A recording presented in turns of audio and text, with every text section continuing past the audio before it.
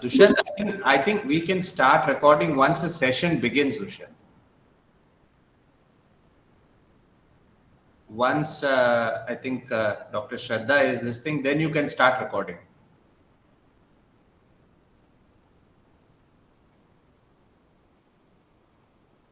Okay, anyway, so I guess, it'll be a little different in the sense that generally, being a school that focuses on matters of international relations connected to internal and external security, and as you would acknowledge, this is going to be very dynamic. So we generally tend to look at a lot of contemporary issues. But I think this is one session we'll probably be going into a little bit of history, I'm assuming, from Yes. whatever I have understood from your brief references. And obviously, history is, understanding the past also gives us an excellent insight into the present and possibly what the future holds. So in that sense, it'll be interesting.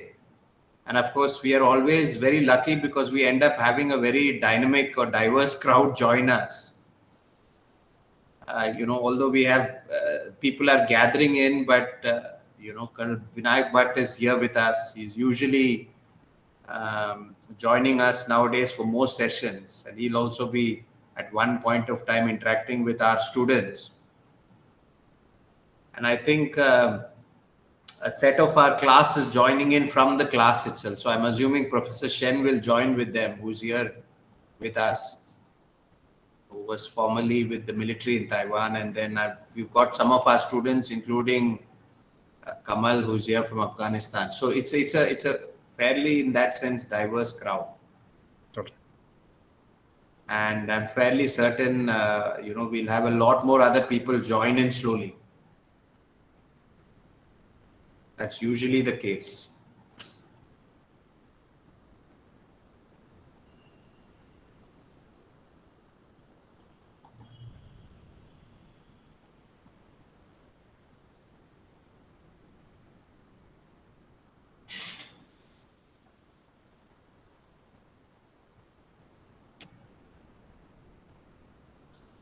I think, Shraddha, we could wait for a little while longer let people settle in and come in, and then after that we can start. Sure, sir.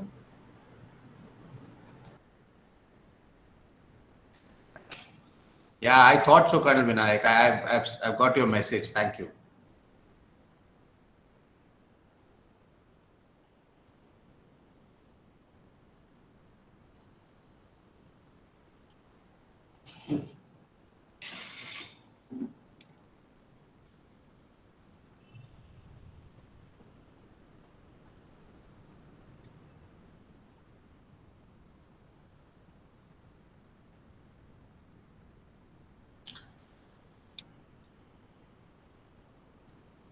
Colonel Sanjay, are you going to be sharing a presentation or are you just speaking? No, it's going to be a presentation. Okay.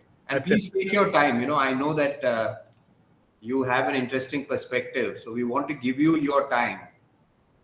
Even if we are getting, even if it is an extended one, we don't have a problem because, we are talking about history. So that's obviously across quite some period. Yeah. So it will require a fair degree of sort of this thing. And since, largely a lot of these sessions are for our students more than anything else. And which is why, we have people like you, for example, Colonel Bhatt, Professor Shen. We want the insights to benefit our students. And so even if you are detailed and if you do go into the basics, we are extremely happy with that. All right. Let's hope it's interesting for the. Yeah, sure. No, it'll be interesting.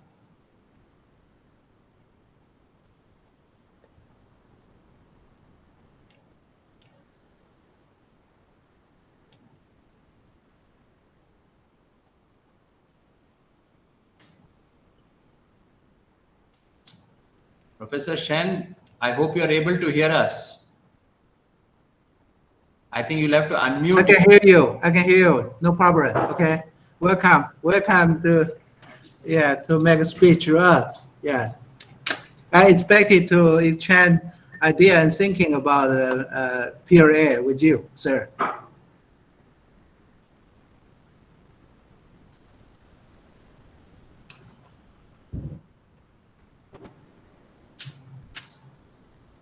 Well, Sanjay, that was, I think, addressed to you. So, Okay, okay.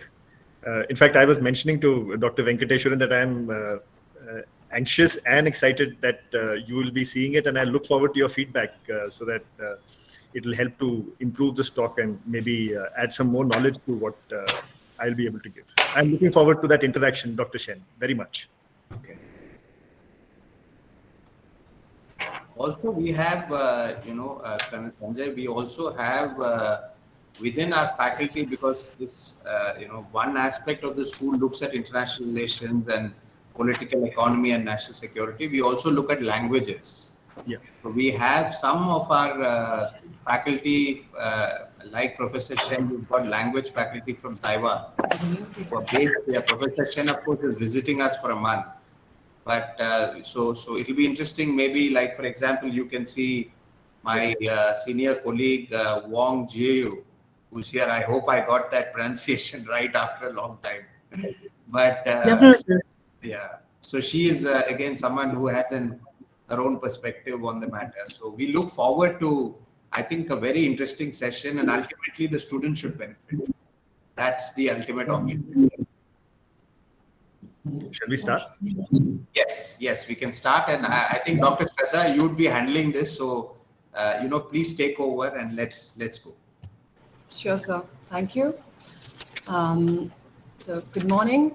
On behalf of School of International Cooperation, Security and Strategic Languages, I would like to welcome you all to the 14th talk under the school's flagship lecture series, Lavad Confab on National Security.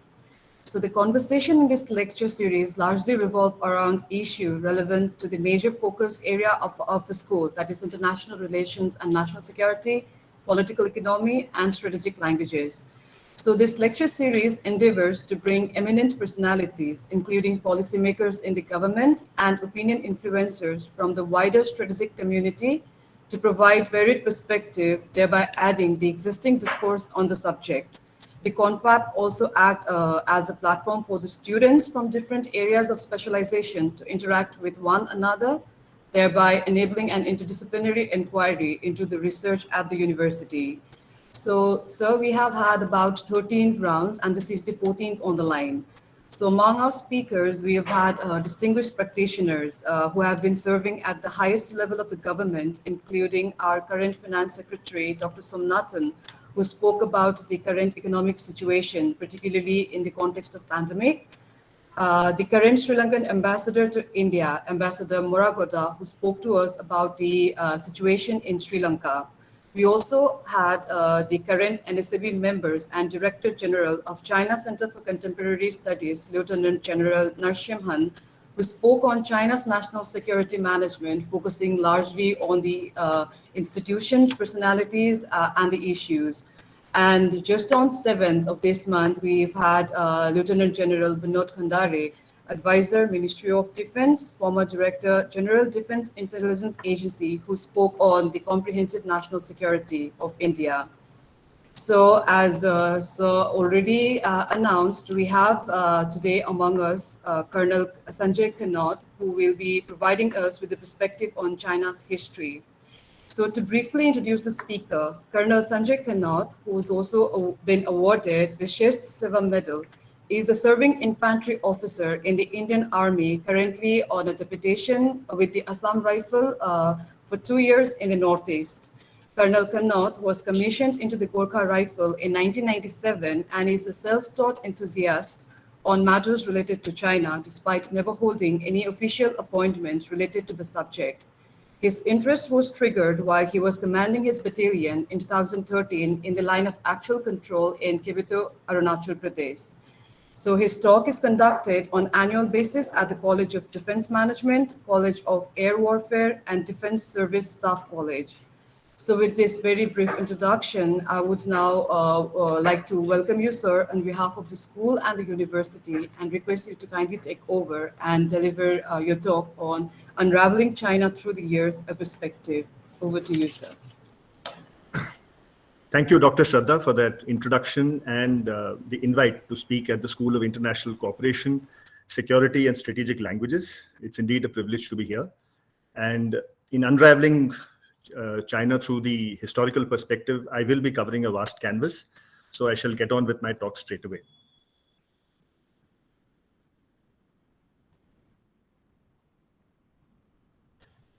China is the world's most populous nation, and it also has a huge landmass.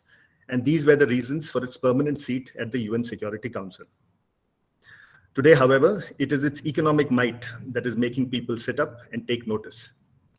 Its vast foreign exchange reserves, consistent growth rates, and an impressive ranking in nearly every parameter of international assessment has left all of China's critics baffled. Let me qualify that statement.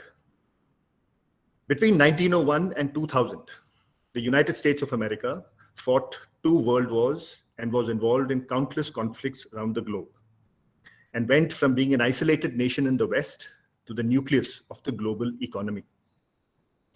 A key element in this transformation was concrete. From the construction of military bases across the globe for its armed forces, to the expressways that bind the country together, to the skyscrapers that are a hallmark of the American dream, concrete was used everywhere.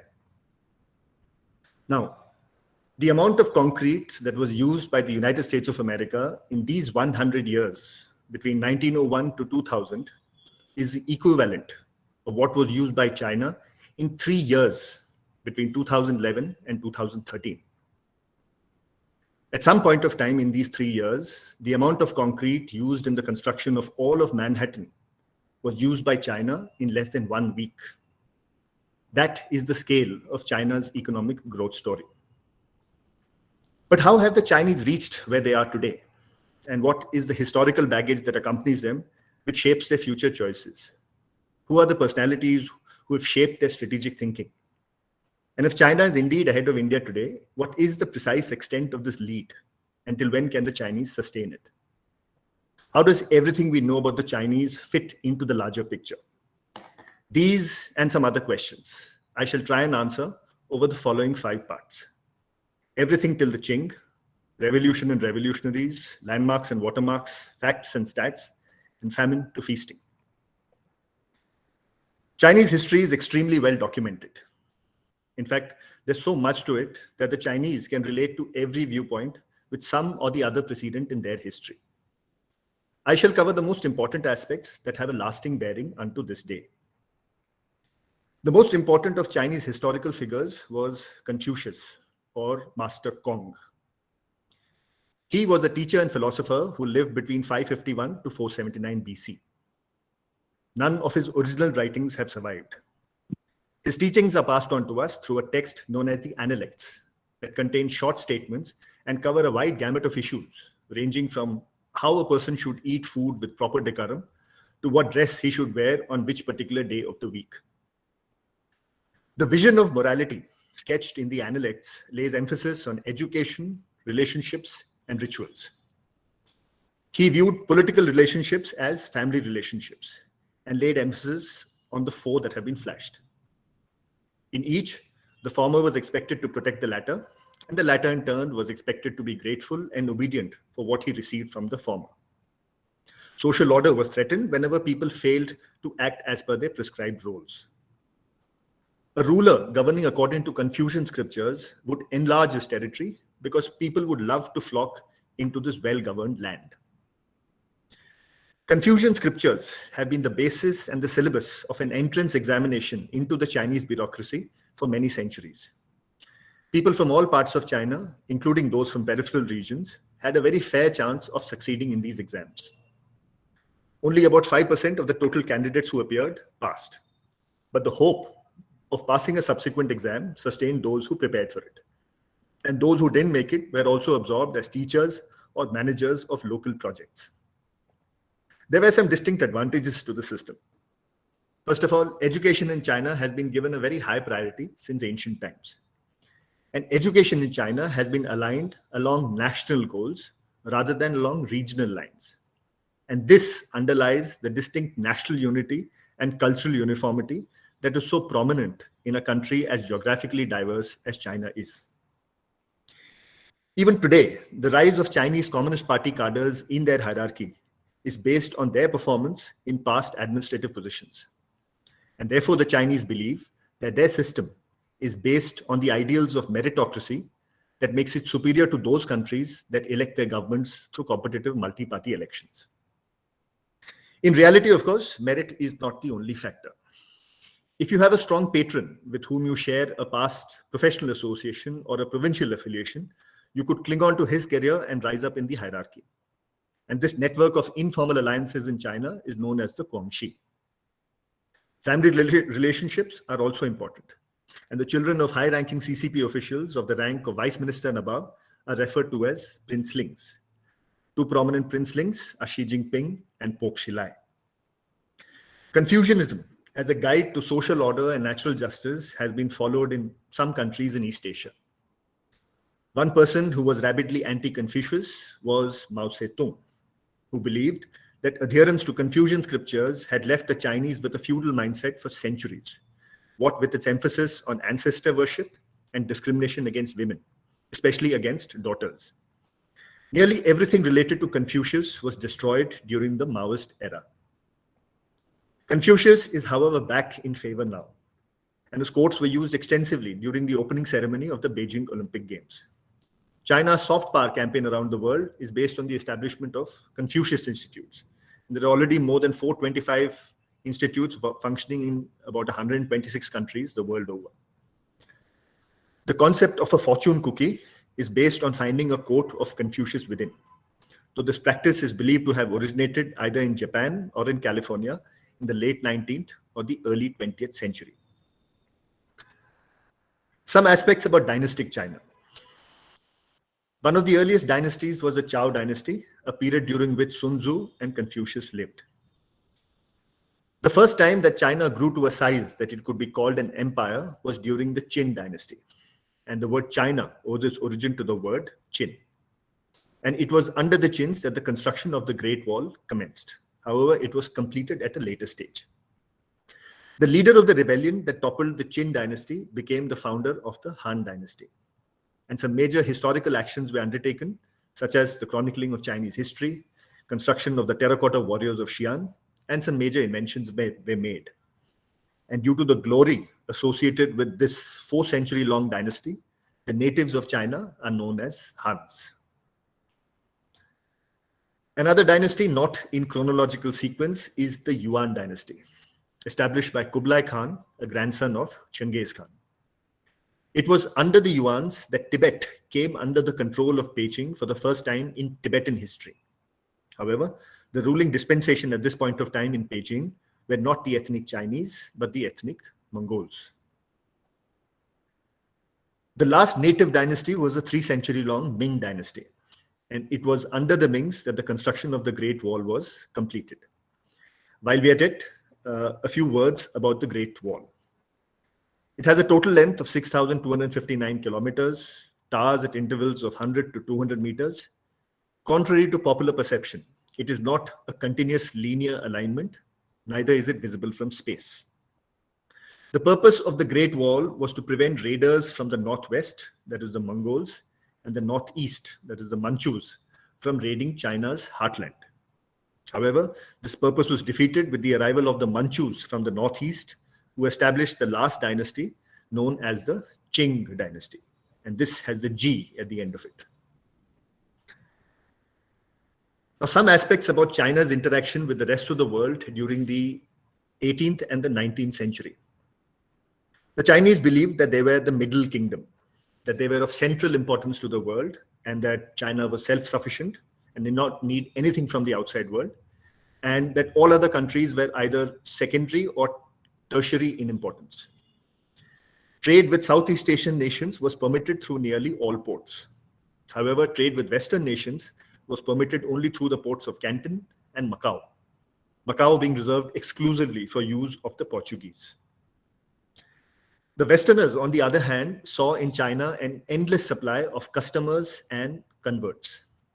However, the Chinese were not permitting them access to either. Over a period of time, the British had grown increasingly dependent on Chinese tea. However, they could not find any commodity that the Chinese would want to exchange in lieu of this tea. And the Chinese insisted that payment be made in terms of silver. And this resulted in the flow of silver into the Qing Empire and an overall trade imbalance that now favored the Chinese. In order to overcome this, the British started bringing in opium from their colony in India, and the Americans followed suit by bringing in opium from Turkey. The Qing introduced laws barring the substance, but traders found innovative ways to smuggle the opium past the coastal authorities into mainland. And in time, there was a reverse flow of silver from the Qing Empire into the hands of our Western nations, and a trade imbalance that now favored the Western nations. Both sides tried to claim the moral high ground. The Qing stated that the opium that the Western nations were bringing in was corrupting the morals of people in the coastal areas. The Westerners contended that should you permit us trade in other commodities, we would stop bringing in opium. Tensions mounted to such an extent that eventually war broke out in 1839, in what is known as the first set of opium wars from 1839 to 1842. The antiquated armies of the Qing Empire were absolutely no match for the much modernized armies and navies of Western nations. And in order to prevent iron ships from sailing into Beijing harbor, the Qing signed a series of treaties that gave major trade concessions to Western nations. As a result of the Treaty of Nanjing, Britain gained complete control over Hong Kong, which remained a crown colony till 1997. The Opium Wars undermined the widespread Chinese notion that their nation was supreme. And it is from here that commences the famous Century of Humiliation that is approximately counted from 1839 to 1949.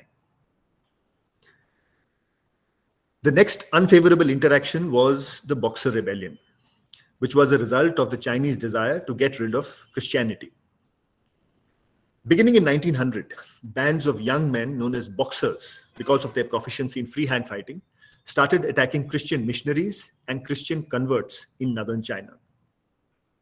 When these Boxers laid siege on residents of Western nations for a period of 55 days on end, an international force of 8 countries marched into Beijing from Tianjin and lifted the siege and forced the Chinese to sign what is known as the September 1901 Boxer Protocol, in which the Chinese were forced to pay a giant indemnity for the losses suffered by the Western nations, while there was no suitable recompensation for the plunder that the Western nations themselves had indulged in. This is yet another instance where the Chinese believed that Western nations have always driven a hard bargain against China. Hatred for the Japanese is and will remain an integral part of Chinese psyche, and there is good reason for it. The two sides first went to war in 1894 over control of the Korean Peninsula, and Japan won this one-year-long war quite comprehensively. The next interaction was in 1931. Pressed by a growing population and hungry for natural resources, Japan initiated the seizure of Manchuria in 1931 and remained in control of much of mainland China till the end of World War II in 1945. This period of Japanese occupation was extremely oppressive, and one of the most significant events of this time is known as the Rape of Nanjing, in which an estimated 3 lakh people were killed and over 20,000 women were raped in this city alone in a period of 6 weeks in the end of 1937 and beginning of 38. Japan has officially expressed regret for the conduct of its soldiers during the occupation of the 30s and the 40s, but has, however, stopped short of a thorough repudiation of its war crimes on the scale that Germany has undertaken after World War II. Japanese textbooks continue to downplay the extent of atrocities committed by its soldiers. And as China regains its place of prominence in the world polity, it is bound to try avenging the humiliation that it has received at the hands of Japan in the 19th and the 20th century. A clear indication of this behavior is seen in the controversy surrounding the Senkaku Islands. The last Qing emperor, Puyi, was overthrown in a 1911 revolution led by the nationalists under Dr. Sun Yat-sen. Dr. Sun Yat-sen has the distinction of being the only historical figure to be commonly revered by both the nationalists and the communists. two parties who otherwise do not see eye to eye on any other issue. After the death of Dr. Sun Yat-sen in 1925, a number of factions emerged among the nationalists. And by 1926, the faction led by Chiang Kai-shek became the most powerful one. Chiang Kai-shek was a French-educated individual. He had a military bearing and was referred to as the Generalissimo. And he was deeply suspicious of the communists and did everything to work against their interests for as long as he was in power in China till 1949, after which he and the nationalists were forced to shift base to Taiwan. The Chinese Communist Party was founded in 1921 and was heavily inspired by the Russian Revolution. The nationalists and the communists came together in 1924 to form the First United Front under the leadership of Dr. Sun Yat-sen to jointly fight against warlords who had become a major menace at that point of time in China. You will notice here that the nationalists were a much larger organization, whereas the communists were still an evolving force. This alliance broke down in 1927 with the arrival of Chiang Kai-shek on the scene, who initiated a vicious purge against the communists. And in order to escape these purges, the communists established secret cells in cities, or they moved to rural areas where they established bases. When these secret cells and these rural bases were also put under sustained pressure by Chiang Kai-shek's forces in the late 1920s and the early 1930s, the communists were forced to undertake a long trek from the southeast of the country to the northwest. And in doing so, they covered a total distance of 9,600 kilometers, covered 18 mountain ranges, 24 rivers, and of a total of 86,000 cadres that started in 1934, only 1/10 eventually managed to reach Yan'an. And as long as the Chinese Communist Party is in power in China, the Long March will remain a nationally celebrated event. It was also during the Long March that Mao Zedong consolidated his position as the supreme leader of the Chinese Communist Party. In the aftermath of the Long March, the communists consolidated in the areas around Yan'an and experimented with communist ideologies by redistributing land from the landlords to the landless. And this made them a highly popular alternative compared to the nationalists who were perceived by the population as being highly corrupt. The two sides came together in 1937 to form what is known as the Second United Front, this time to jointly fight against Japanese imperialism. And you will remember that the rape of Nanjing was going on around this time. But they were soon at each other's throats. After 1945, both sides tried to move into the areas that had been vacated by the Japanese. The communists were very well organized, they had Soviet strategic guidance, and they had conserved their combat power by not fighting against the Japanese. Whereas the nationalists could not get their act together in spite of generous American support, and they had also expended their combat power in fighting the Japanese. And after a 4-year-long bloody civil war, the Chinese Communist Revolution was complete, and the People's Republic of China was officially inaugurated on the 1st of October 1949 from the Tiananmen Square. The concept of a Maoist revolution is therefore based on 3 stages. The first stage of establishing bases in the rural areas, a second stage of surrounding the urban cities, and a third and final stage of overthrowing the central government at the capital, exactly as was done in China. This has been replicated by the Maoists of Nepal and is the inspiration for the left-wing extremists of India who believe that their Maoist revolution is in the first phase. The first major action undertaken by China after the establishment of the PRC was to initiate the annexation of Tibet. The Chinese believed that the Tibetans had taken undue advantage of Chinese domestic political turmoil in the first half of the 20th century in order to assert their independence, and were therefore required to be taught a lesson. It was also for more than a century and a half that finally the Chinese were not at the receiving end of proceedings.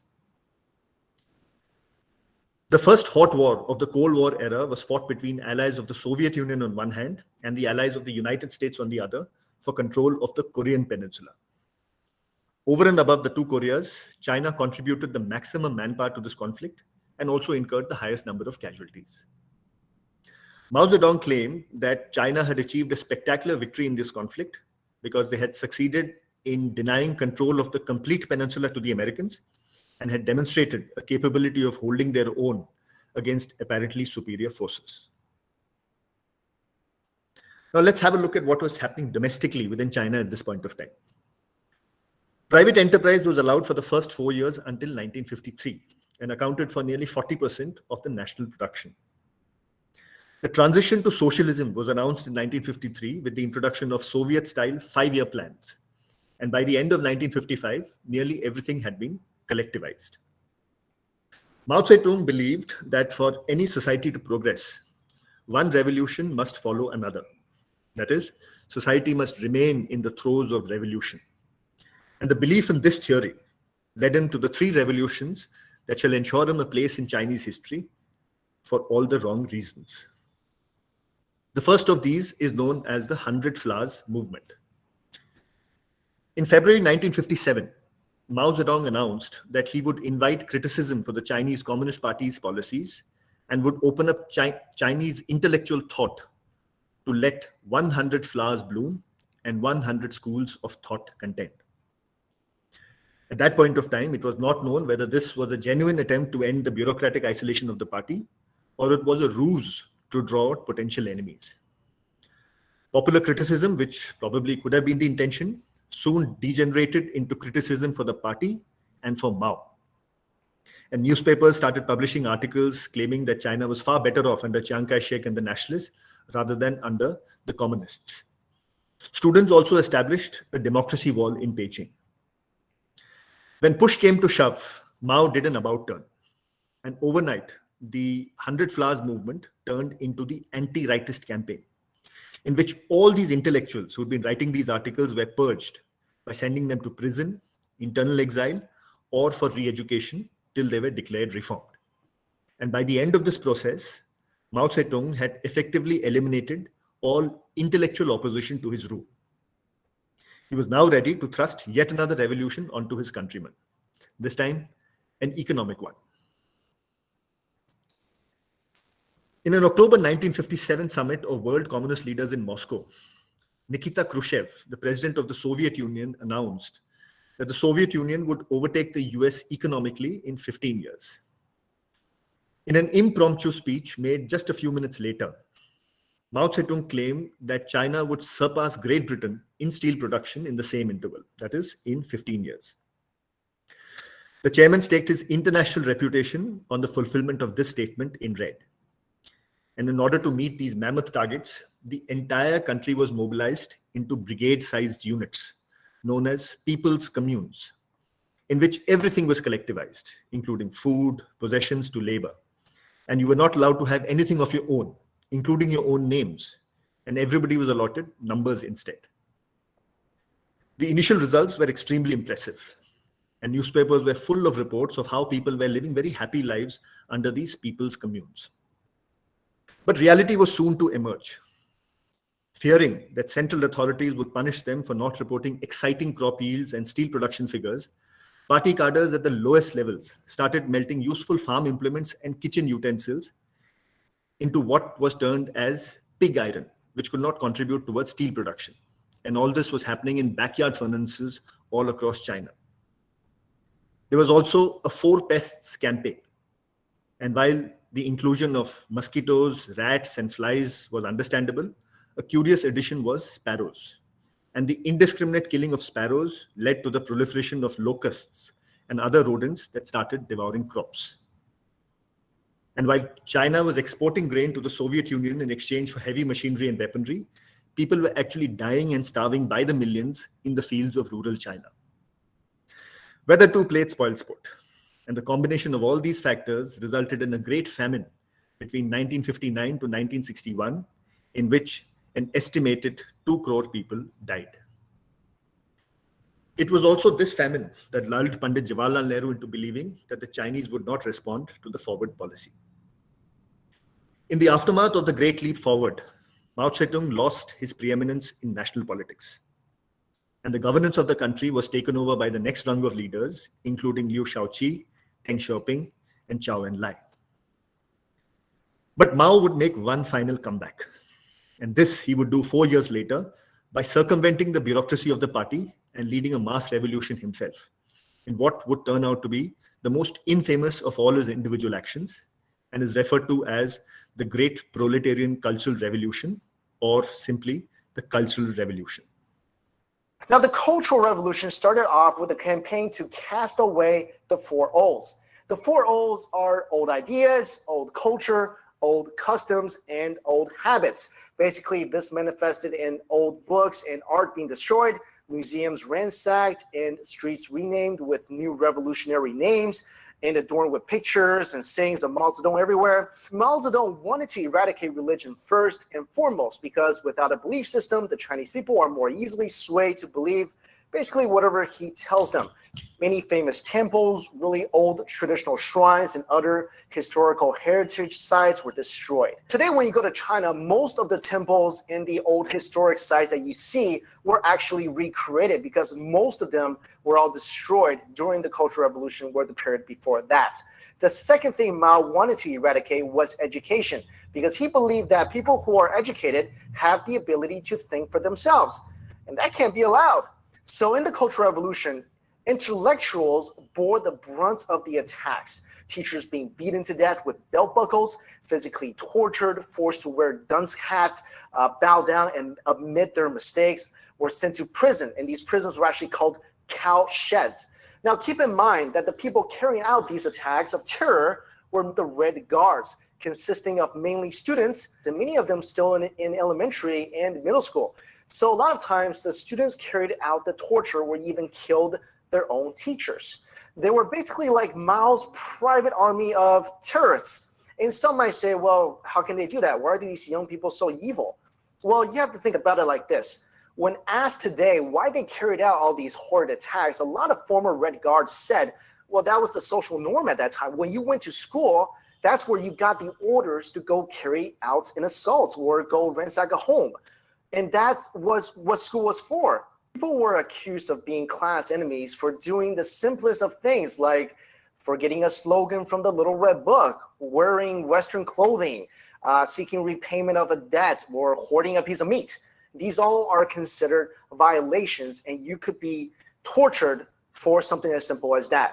All this chaos basically created an environment in China where basically everybody is nervous all the time because you could be accusing someone today, but tomorrow somebody could be accusing you of being a bad element, and you're the one who's arrested and tortured. This also created opportunities for people to hurt each other by reporting false information about each other because of a private vendetta or something related to that. The worst thing is this happened amongst family members. And you would have children being told to spy on their parents to see if they said something bad about Mao. For the entire decade of the Cultural Revolution, schools in China did not operate. This left an entire generation with no formal education at all. All of the educated and the professional people had been targets for re-education. Families were broken up, and those who hadn't been killed were dispersed across the countryside, toiling on farms or working in labor camps. Because of the campaign against traditional ideas, Chinese people were cut off from the culture that had lasted for thousands of years in China. The exact number of people killed during the Cultural Revolution is unknown, but some have estimated that between 2 to 7 million lives perished. The Cultural Revolution ended in 1976 with the death of Mao Zedong. And after a 2-year-long period of turbulent transition, Deng Xiaoping became the paramount leader. In a book titled Mao, The Unknown Story by Zhang Chang and John Halliday, the authors contend that the 20th century has witnessed the 3 worst tyrants in human history. But while Adolf Hitler and Joseph Stalin were responsible for their deaths and the tragedies that befell their nations due to the wars that they dragged their countries into, the crowning glory amongst this triumvirate must be placed on the head of Mao Zedong, because he was responsible for 7 crore peacetime deaths. The legacy of Mao Zedong is disputed, depending upon whether you're on this side of the Great Wall of China or the other. To be fair to Mao, he was responsible for having brought out Chinese women out of centuries of discrimination that they faced at the hands of a male-dominated Han society. Women have long hair and short intelligence. It's a quote that is attributed to ancient Han society. He brought an end to a practice known as foot binding, in which the feet of young Chinese girls of the age of 5 and above would be broken, twisted, and tightly bound by bandages for the rest of their childhood painfully, so that by the time they reached adulthood, these pieces of contorted bone and flesh would become yet another body part for erotic arousal of Chinese men. "Women hold up half the sky" is a quote that is attributed to Mao Zedong. Wherever he went, he slept on a wooden cot without a mattress and insisted on a squatting toilet in order to perform his ablutions. And these aspects were adequately drummed up by his propaganda machinery in order to project him as a very grounded leader. But for those living outside China, it is difficult to comprehend the Chinese adulation for Mao compared to somebody like Deng, who brought out 70 crore Chinese out of abject poverty in just about 15 years. A part of the explanation to this lies in the fact that the Chinese credit Mao for having brought out a unified China out of the century of humiliation as the great helmsman. And that achievement alone is enough to condone many of his excesses. But all his excesses cannot be completely ignored. And it is for this reason that the Chinese Communist Party officially maintains that Chairman Mao was 70% right, but he was also 30% wrong. The underlying fact is that the Chinese Communist Party owes its existential credibility to the legacy and lifetime of Mao Zedong, and therefore cannot completely repudiate him. After the era of Mao came the era of Deng Xiaoping. Deng was a veteran of the Long March. He was French educated, and he believed in economic moderation. He felt that in case a farmer produced in excess of what the state expected him to produce, he should be allowed to keep that extra for himself. And this initiated ingenuity amongst farmers and in nearly all other sectors. The stunning growth rates that China has registered over the last 30-40 years can be directly credited to the policies of Deng Xiaoping. And insofar as economic policies were concerned, he deviated a complete 180 degrees from what was practiced by Mao in his 26 years in power. This last quote that you see at the end, at the bottom, is called the 24-character strategy, because when written in the Chinese script, it is written in 24 characters. Deng is lesser known for two other virtues. He established a first peaceful leadership transition system, which had been absent in China for many centuries on end. And he also avoided personality cults. Despite being in absolute power in China from 1979 till his death in 1997, you will not find currency notes bearing his face or statues of him scattered around the countryside. What is a personality cult? This is a personality cult. When the name of President Xi Jinping appeared on the front page of the People's Daily just about 4 years ago, on 61 times on that front page. For all the good that was done by Deng Xiaoping, he will unfortunately be remembered for having ordered the Tiananmen Square massacre. Now, what was the Tiananmen Square massacre about? In 1987, students across China started a series of protests seeking greater personal freedom, asking for non-interference of the Chinese Communist Party in campus elections, better quality of food in cafeterias, and seeking a ban on compulsory calisthenics that had been imposed on these colleges. These protests petered off sometime in 1988. But there was a resurgence in 1989, April 15th to be precise, due to the death of Hu Yaobang. Hu Yaobang was a former general secretary of the party and had been demoted by Deng for having been too soft on the student protests in Shanghai in 1987-88. And his death and his consequent funeral became the rallying point for these protests to flare up again. And this time, it spread to 341 cities across China. In Beijing, students laid a siege on Tiananmen Square and were joined in by people from all walks of life. And these protests continued through the month of May, finally to the night of the 3rd and 4th of June, 1989. But first to China and Beijing, where it's already Monday morning. The city is in shock. The military is in control.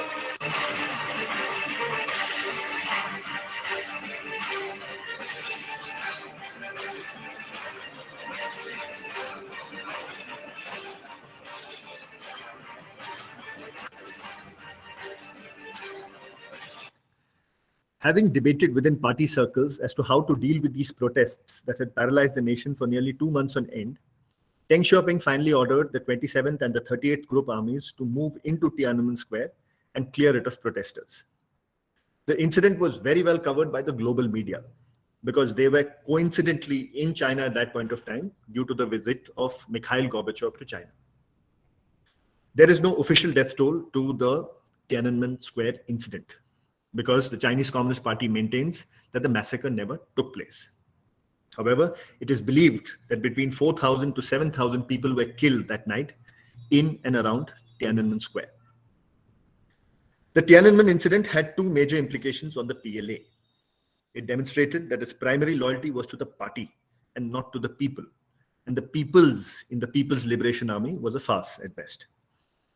And secondly, the arms and the technological embargoes that followed in the wake of the Tiananmen incident forced the Chinese PLA in the short term to go in for what is known as reverse engineering. But in the long term, this has resulted in such a high degree of indigenization that today the Chinese are leaders in many aspects of defense technologies. Insofar as the Chinese Communist Party was concerned, it was forced to change the national narrative. Over the past 40 years, the Chinese Communist Party had effectively eliminated all the topmost classes in society. But the continuation of the communist slogan of class struggle meant that the domestic frustration of the people was now diverted and distracted towards the topmost class in society, which was the Chinese Communist Party itself. And therefore, in order to distract this domestic frustration towards extraneous agencies, the party started peddling the narrative of never forget national humiliation. And the focus on the Yasukuni Shrine, the South China Sea dispute, or protests against the US bombing of the Chinese embassy in Belgrade are all part of this trend. After 1989, the state withdrew in greater measure from the personal life of citizens. However, internal policing was increased, and many new units of the Ministry of State Security and the Ministry of Public Security were raised in order to monitor threats that could snowball into yet another 1989-like challenge to the Chinese state. Wherever there were isolated protests, people were allowed to vent out their frustration. However, if any movement showed signs of a secessionist tendency, having a reach across the cross-section of the population, or a capability for coordinated action, the state machinery would move in swiftly and harshly. Insofar as secessionist tendencies are concerned, you are aware of the Tibetan and the Uyghur movement. The Tibetans are seeking greater autonomy within the structure of the PRC, and the movement had gained a resurgence in the build-up to the Beijing Olympic Games, but has died down thereafter. The Chinese are waiting out the lifetime of the Dalai Lama. After his death, they hope that the emotional link that binds the Tibetans living within Tibet to those living outside would be cut off once and for all. The Tibetans living within Tibet are already on the verge of becoming a minority in their own homelands due to the mass migration of Hans. Compared to the passive struggle being posed by the Tibetans, the clear and present danger to Chinese internal security comes from the East Turkestan Islamic movement of the Xinjiang Uyghur Autonomous Region.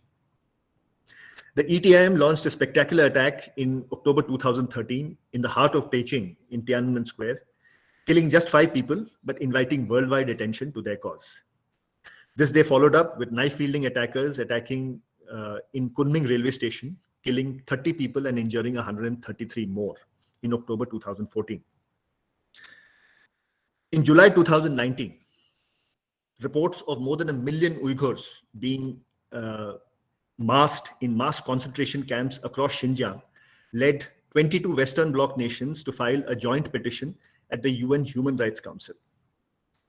In less than a week, China got ambassadors of 37 distinguished nations to file a counter petition, criticizing China for the bogey of, criticizing these Western nations for the bogey of human rights and praising China for the vocational training that was being carried out in these re-education camps. The Xinjiang and the Tibetan protests between them pose the biggest internal security challenge to the Chinese state. The Chinese are already spending more on internal defense than on external security since 2010. These two provinces combined together account for 31% of China's landmass and contain vast repositories of three resources that are crucial to China's sustained economic growth: oil, natural gas, but most importantly, water. Now we've seen the secessionist tendency part. There is one movement that has a reach across the cross-section of the 93% Han population and also demonstrated a capability for coordinated action when 10,000 protesters of the Falun Gong movement emerged at the gates of Zhongnanhai in 1999 and shook up the Chinese Communist Party to the threat they posed. The movement has been ruthlessly suppressed since then. However, its leader, Li Hongzhi, is in exile in New York and continues to remain a constant source of worry for the Chinese Communist Party.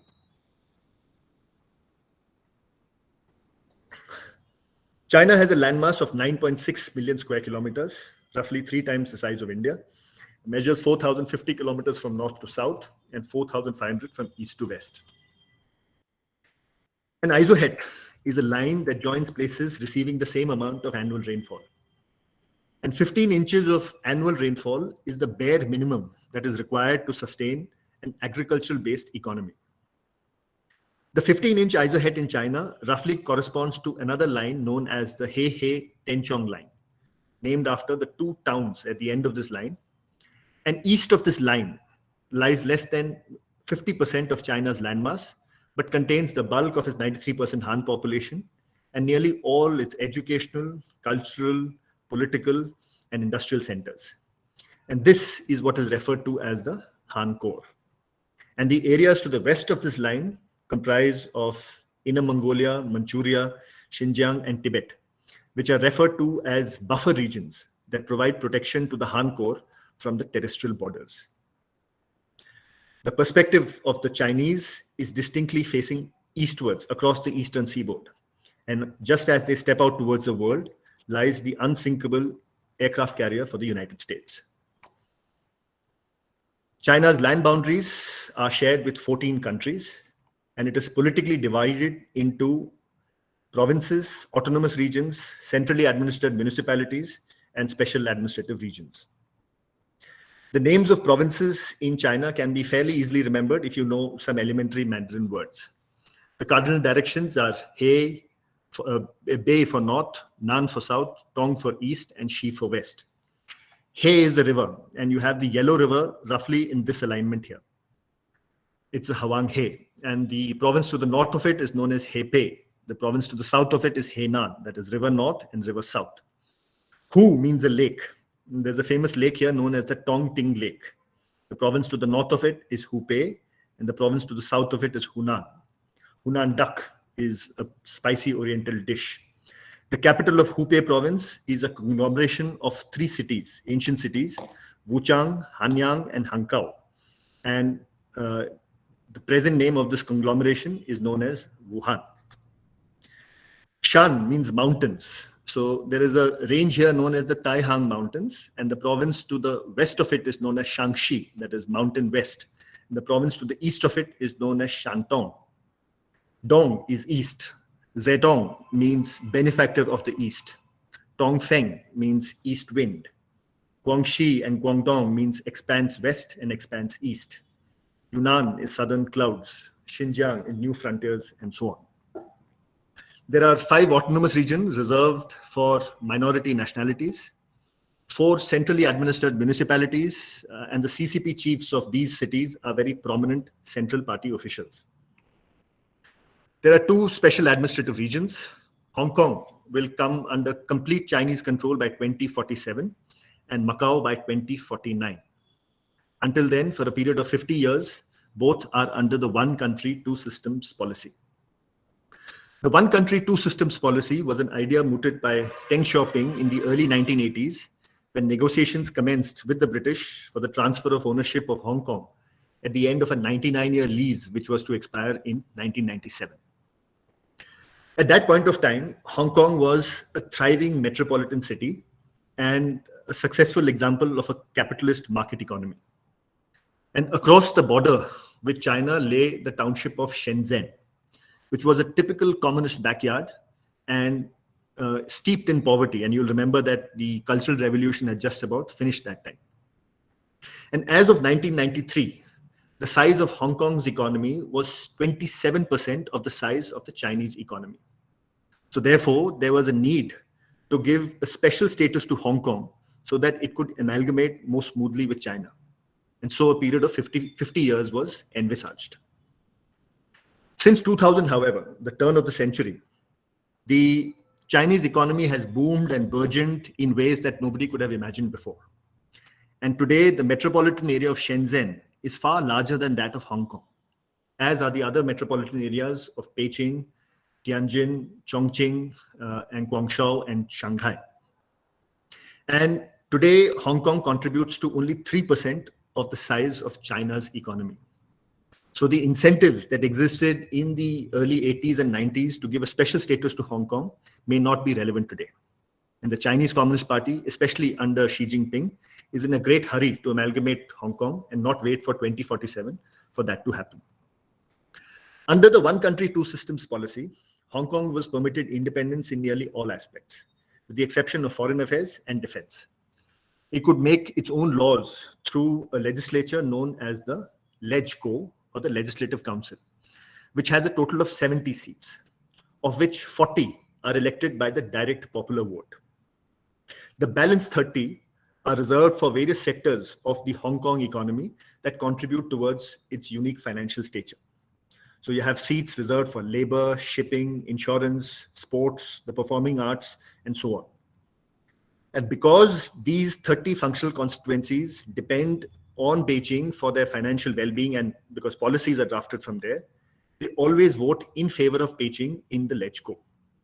And plus, there are some from the geographical constituencies that also vote in favor of Beijing. So overall, Beijing dominates the Legislative Council's 70 seats, despite never having won a majority in all elections conducted since 1997, as far as the direct popular vote is concerned.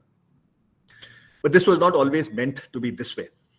Under the original understanding with the British, all 70 seats were to come under the direct popular vote. However, that is a bargain that the Chinese have not lived up to. The Forbidden City is actually the palace of the Ming emperors, and it was called the Forbidden City because entry into the palace and exit from the palace was forbidden unless you had express permission of the emperor himself. The main gate of the Forbidden City is the Gate of Heavenly Peace, or the Tiananmen. And the huge square in front of it, measuring 60 football fields, is known as the Tiananmen Square. The Yellow River is culturally the most important river in China, but is today a pale shadow of its former self due to population and industrial centers guzzling its waters. To the south and parallel to it flows the Yangtze River, which is the third longest river in the world. It is the longest in China and has plenty of water, and is the chosen river for exploitation to meet the water needs of the north. There is a canal on the eastern seaboard called the Grand Canal. It connects 5 river systems, including the Yellow River and the Yangtze. And this has been declared as the eastern route of the south to north water transfer project.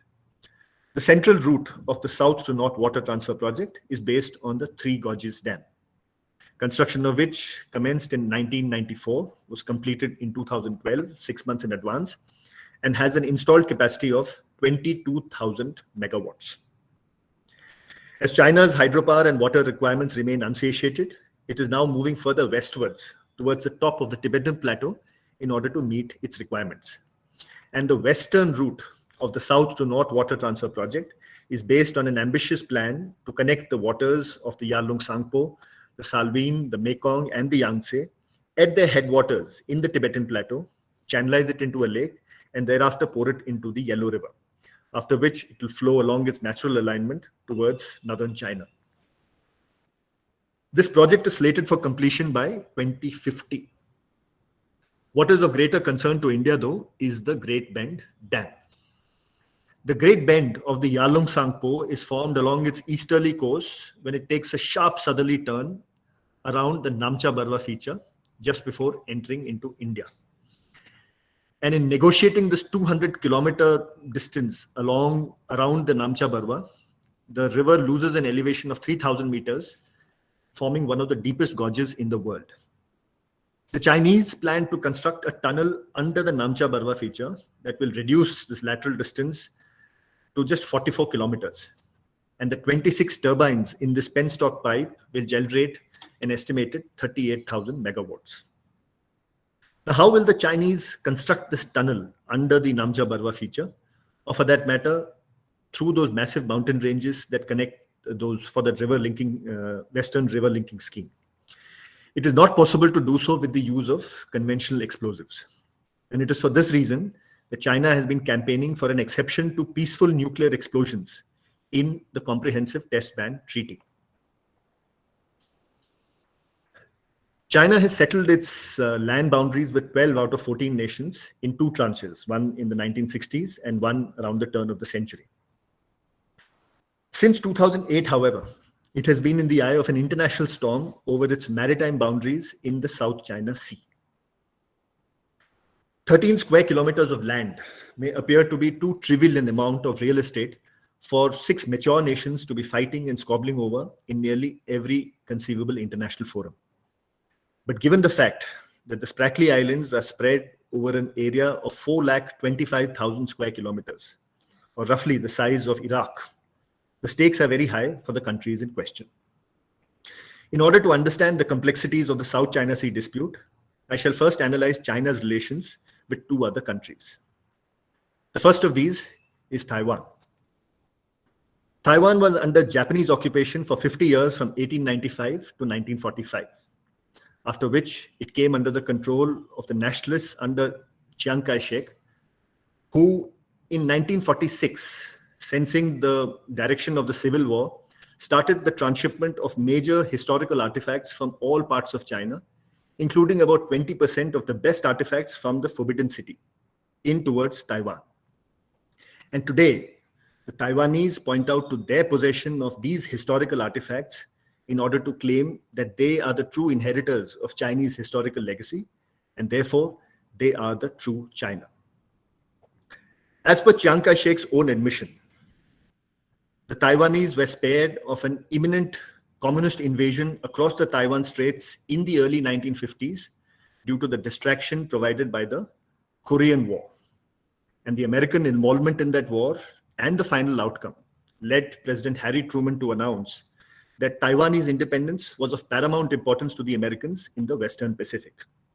And this eventually led to the signing of the Taiwan Relations Act in 1979. Chiang Kai-shek initially established a very autocratic regime, but however was successful in converting it into a successful economic structure. Taiwan transitioned into a democracy in the 1990s. The third Taiwan Strait crisis was triggered in 1996 in the build-up to a Taiwanese presidential elections, when it was feared by the Chinese that Taiwan would make a formal bid for independence and make a break from the One China policy. A very angry China responded by firing missiles that landed very close to Taiwan and started building up for a massive mock-up invasion. In order to respond to this Chinese belligerence and in order to honor the Taiwan Relations Act, President Bill Clinton sent in not one, but two US aircraft carriers, the USS Nimitz and the USS Independence, one into the Taiwan Straits and one close to it. And in the face of this overwhelmingly superior military force, the Chinese backed off. Now, the Chinese carried out a detailed introspection of this particular incident, and they came to the conclusion that the denial of access of US aircraft carriers to waters close to the Taiwan Straits was essential in order to prevent a recurrence of the third Taiwan Strait crisis. The aircrafts that operate from the US aircraft carriers, then the FA-18 Super Hornet, has an operational radius of approximately 750 nautical miles. And therefore, the aircraft carriers had to be kept at ranges beyond this distance. A product of the sheer logic is the Tongfeng 21D anti-ship ballistic missile, which, when launched simultaneously from multiple locations on the Chinese mainland, would saturate the protective measures that a carrier task force would be able to deploy for its own defense. Now, the Chinese plan to attack these aircraft carriers not only from the top, but also from the bottom. This is a photograph of the USS Kitty Hawk.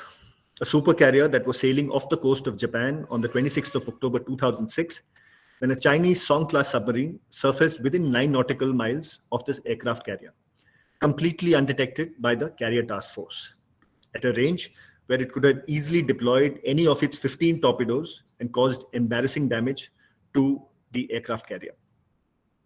This incident shook up the Americans to the realization that the Chinese had achieved a fair degree of sophistication in the development of diesel-electric submarines that were very effective in the kind of waters that obtained in East Asia. The anti-satellite tests of 2007, 10, 15, and 18 are meant to demonstrate to the Americans that their spy satellites or their communication satellites could all be taken down, at least in the Taiwan theater. The induction of S-400 missiles will ensure that no US aircrafts can fly over the island of Taiwan. And these, when combined together with cyber attacks, fishing boats, and undersea mines, are all loosely grouped into what is known as assassin's weapons, which will collectively ensure that the kind of technological asymmetry that was enjoyed by the United States in 1996 will not be replicated, at least in the Taiwan theater. The next country that I shall analyze is Vietnam. If there's one country in the world that is rabidly anti-Chinese in mind, body, soul, and character, it is the Vietnamese. The irony is that both are of the yellow race, have the same political system, and have been arch enemies of the United States for much of their recent past. Historically, North Vietnam was the southern extremity of Chinese cultural influence, and South Vietnam was the eastern extremity of Indian cultural influence. And these two, when combined together with Laos and Cambodia, are referred to as Indochina. The Chinese have a history of trying to dominate Vietnam, whom they considered a vassal state.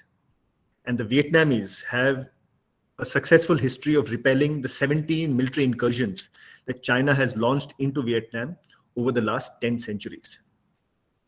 Cut to the 20th century. As of the 1970s, North Vietnam was a communist state, but was aligned to the Soviet Union in the communist bloc, and so therefore not necessarily very close to China. South Vietnam was a democracy and controlled some parts of the Paracel Islands, which were captured by China in 1974. However, at that time, North Vietnam did not protest because they were officially at war with South Vietnam. North Vietnam successfully invaded South Vietnam in 1975.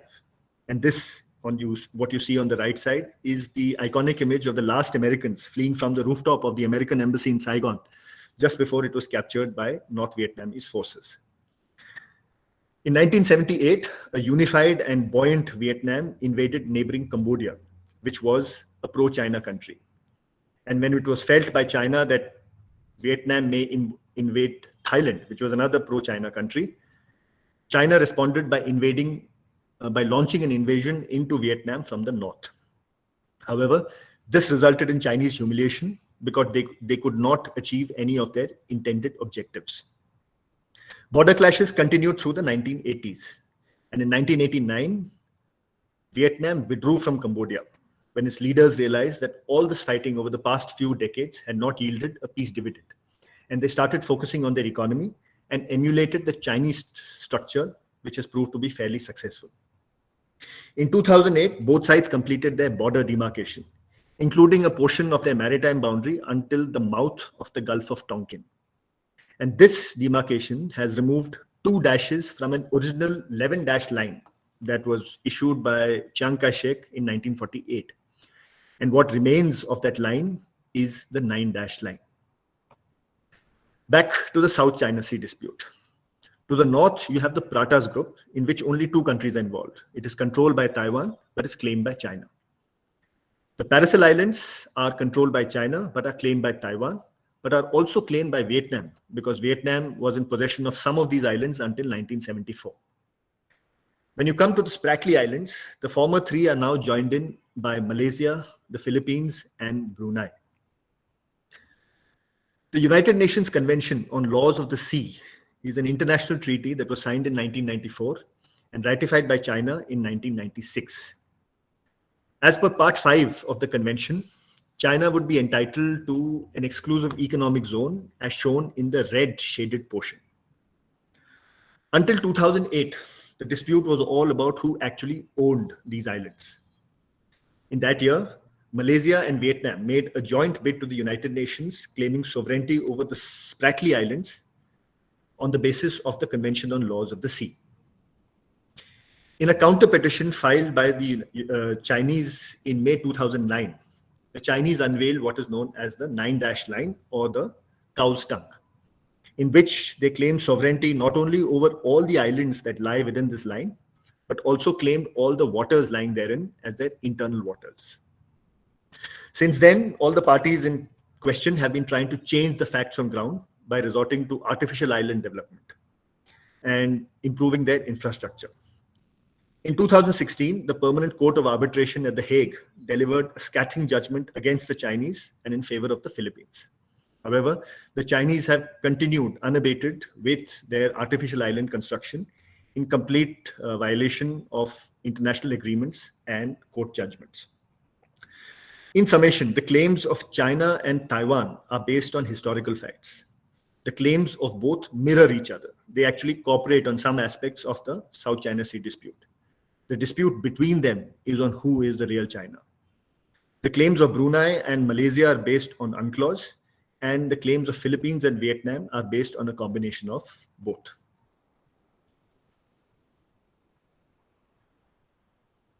This is the Chinese power structure. Looks a little complicated, but I will construct it for you. The three pillars of the Chinese power structure are the CCP, the party, the government, and the military. Each of these has components of their own. The government has the judiciary, legislative, and executive. The military has its central military commissions, and the Communist Party has the executive and the legislative. I shall first cover the right side part of this particular chart.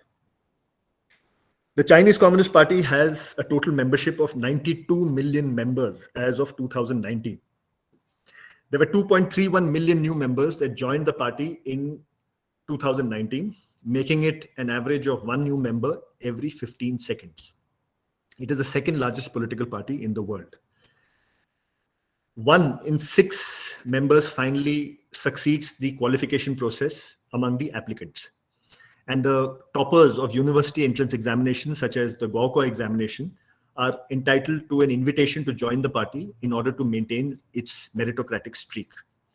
And 1 in 4 members is under the age of 35, so therefore they have a very youthful component. At the national level, the CCP starts with the National Party Congress, which has 2,000 delegates, meets once in 5 years, and the 20th NPC is scheduled in November 22, in a few months from now. The Central Committee consists of 204 members and 167 alternate members. Above that, you have the Politburo or the Political Bureau, which has 25 members. And an even more exclusive group is the Standing Committee of the Politburo or the Politburo Standing Committee, which has had 7 to 9 members. It has had 5 or 11 also in the past, but it's always an odd number in order to achieve consensus. And this is the most powerful group of politicians, of leaders in China. This is the composition of the present Politburo. It has 7 members with the core leader of the 5th generation, Xi Jinping, in the center, and Li Keqiang towards his left, who is at number 2. The previous generations, Mao Zedong was known for his Mao Zedong thought, Deng Xiaoping for his theory, Jiang Zemin for his 3 represents. Hu Jintao domestically faced with the issue of rising inequality between the kind of development that was taking along the eastern seaboard compared to the rest of China. And he knew that this could portend a potential social conflict.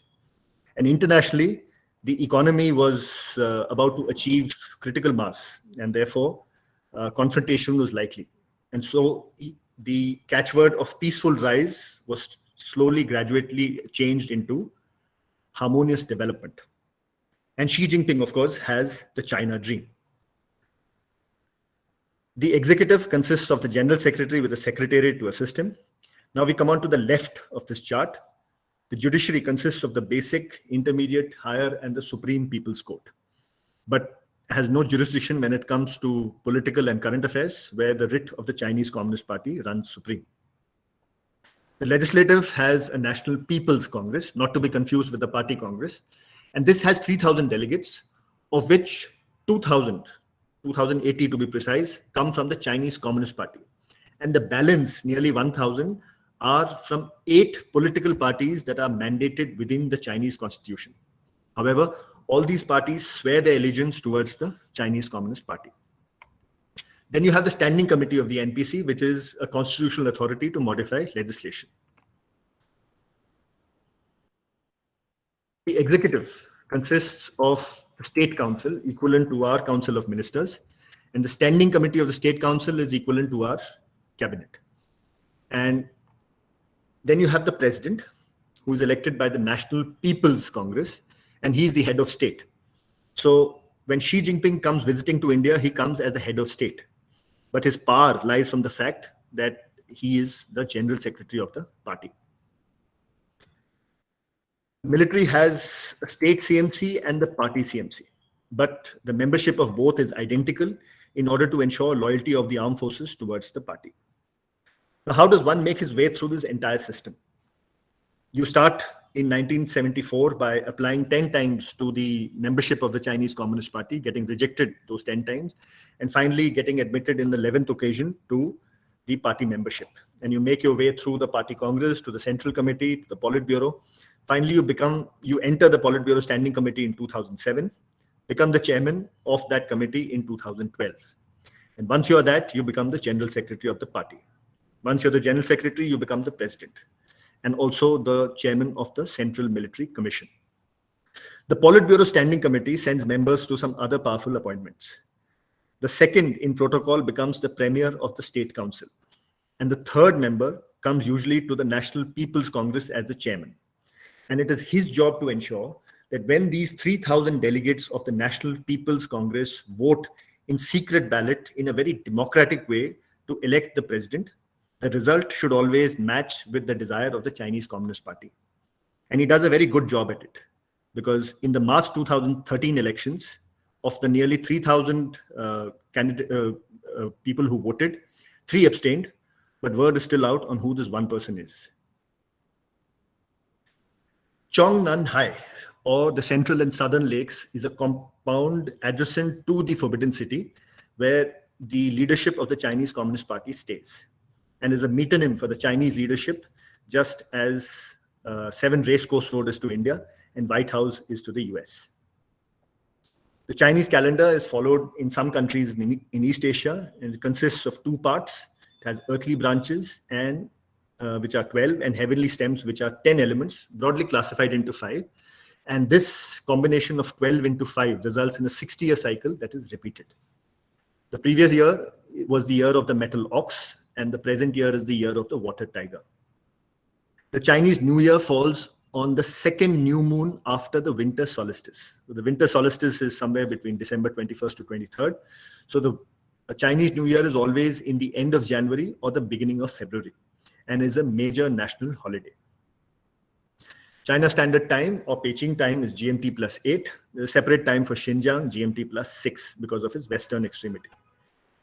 Languages, I understand that there are 3 experts sitting and there are other students, but still I'll harper upon this for the benefit of the other students.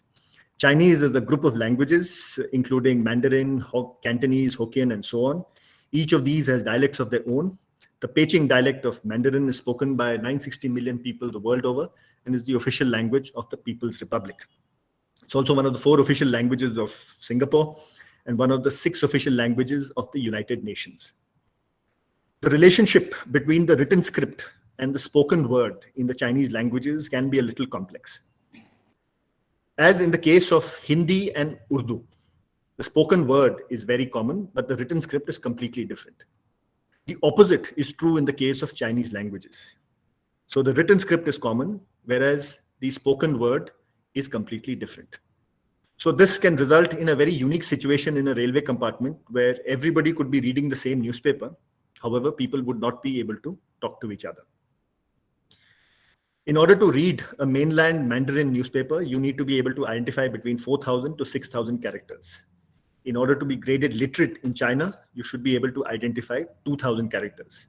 And literacy rates in China are 94%.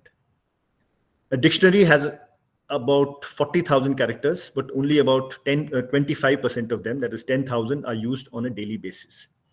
With such a large number of characters, how would a Chinese computer keyboard look like? Maybe something like this. A further complication in the languages is the tones. But before that, I'll just give you an illustration of how the Chinese script is written.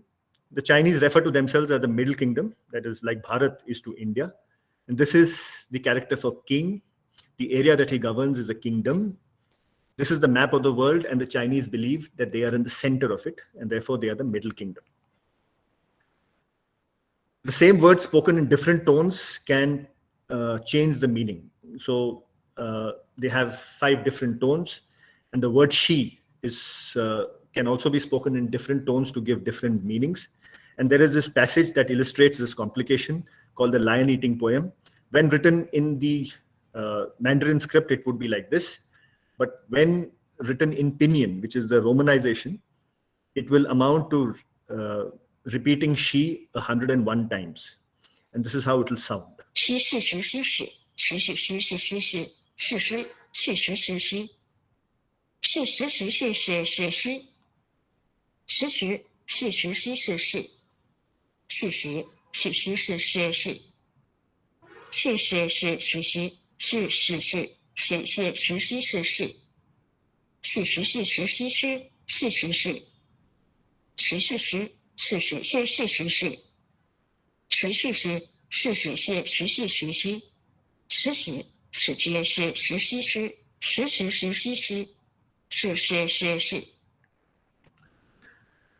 The Chinese flag was selected from 3,012 entries in a nationwide competition and was finally selected by Mao Zedong and inaugurated on the 1st of October 1949. The largest star denotes the leadership of the Chinese Communist Party over the 4 classes of society as defined by Mao Zedong. And this includes the nationalist capitalists who are in Taiwan. The communist revolution is denoted by red and yellow for the yellow people. The theme of the flag is taken into the emblem, which is equivalent to our Ashoka lion capital. And in addition, it has outer sheaves of wheat and inner sheaves of rice, denoting the 2 staple crops of North and South China, the Tiananmen Gate in the center, and a cogwheel representing industrial workers. The PLA emblem consists of the characters 8 and 1, denoting the 1st of August 1927, when the Nanchang uprising took place, when Red Army soldiers revolted against Chiang Kai-shek's forces in the town of Nanchang. The yuan is the currency called the renminbi, or the people's currency. The Chinese people are divided into 56 nationalities. The Han nationality accounts for 93% of the population, and the balance 7% are known as minority nationalities, comprising the 7%. Life expectancy in China today is at 76.5, and Indian figures here on would be shown in green. India 69 will catch up with that of China by 2035, when both will be at 78, as per this RAND study. Working population is defined as that segment of the population between the age of 15 and 60. By some yardsticks, it's 65, and starting from 16. But effectively, that age group that can feed itself, that can work. And as of the study, China was ahead of India in 2011, but India was forecasted to take over. Where China has a distinct edge is in the number of working women. 69% of Chinese women contribute towards the formal economy, compared to just half, as the case is in India. And international assessments are unanimous in their judgments that unless India improves the socio-economic conditions of its women, it will be difficult to catch up with China. The one-child policy is credited to having controlled China's population, but is also a highly controversial one. In a society which was patriarchal, where there was a desire for a boy child, the one-child policy resulted in female infanticide. But as the fewer number of births took place, there is a declining workforce.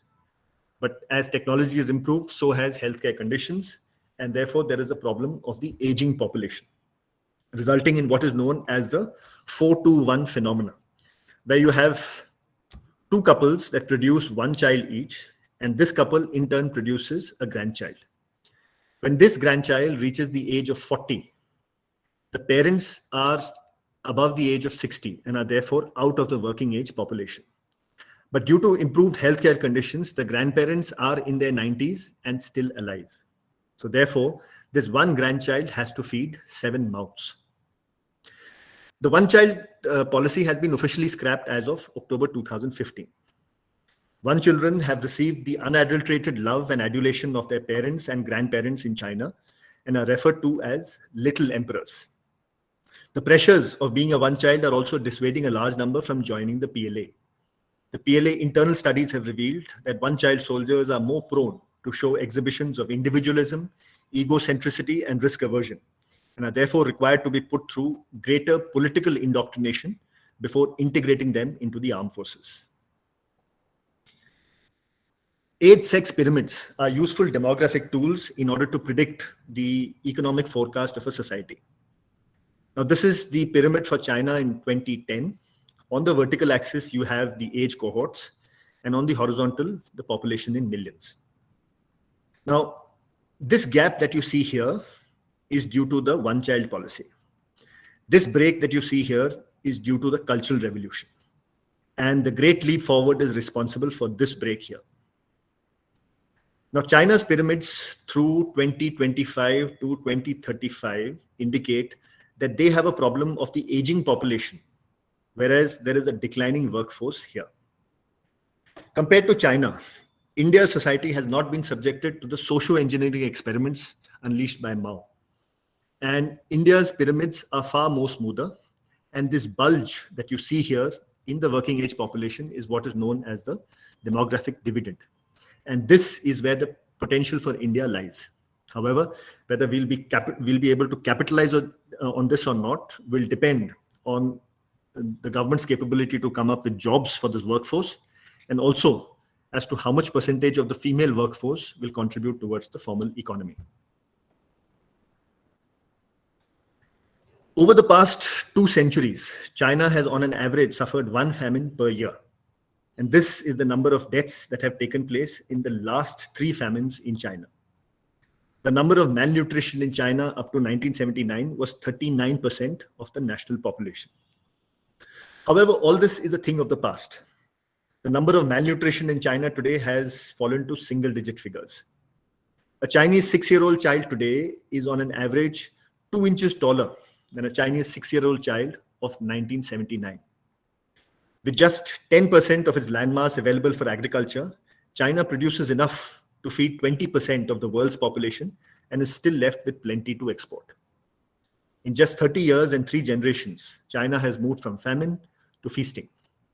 In this last part of the presentation, I shall cover some economic aspects of China's growth. Literacy rates in China are at 96%. Female literacy is also extremely high at 94%. And there are 17.6 students to a Chinese teacher compared to 40 students in the case of an Indian teacher. There is a study known as the Madison study, done by Professor Angus Madison, a British professor in a Dutch university, where he's traced the contribution of each country to the global GDP over the last 20 centuries. And as per this study, as of 1 AD, that is 21 years ago, India's contribution to the global GDP was a little over 32, and China's share was a little over 25. And for the first 18 centuries of the last 20 centuries, both China and India combined together accounted for nearly 50% of the global GDP. However, with the advent of European colonialism and their technological prowess, both countries had to take a backseat for the last 2 centuries. However, we are back now to clawing to our share of the global GDP. China's GDP as of today is at 14.7 trillion US dollars, and India's is at 2.6 trillion US dollars. And I've traced them back from 1991 when both economies started opening up.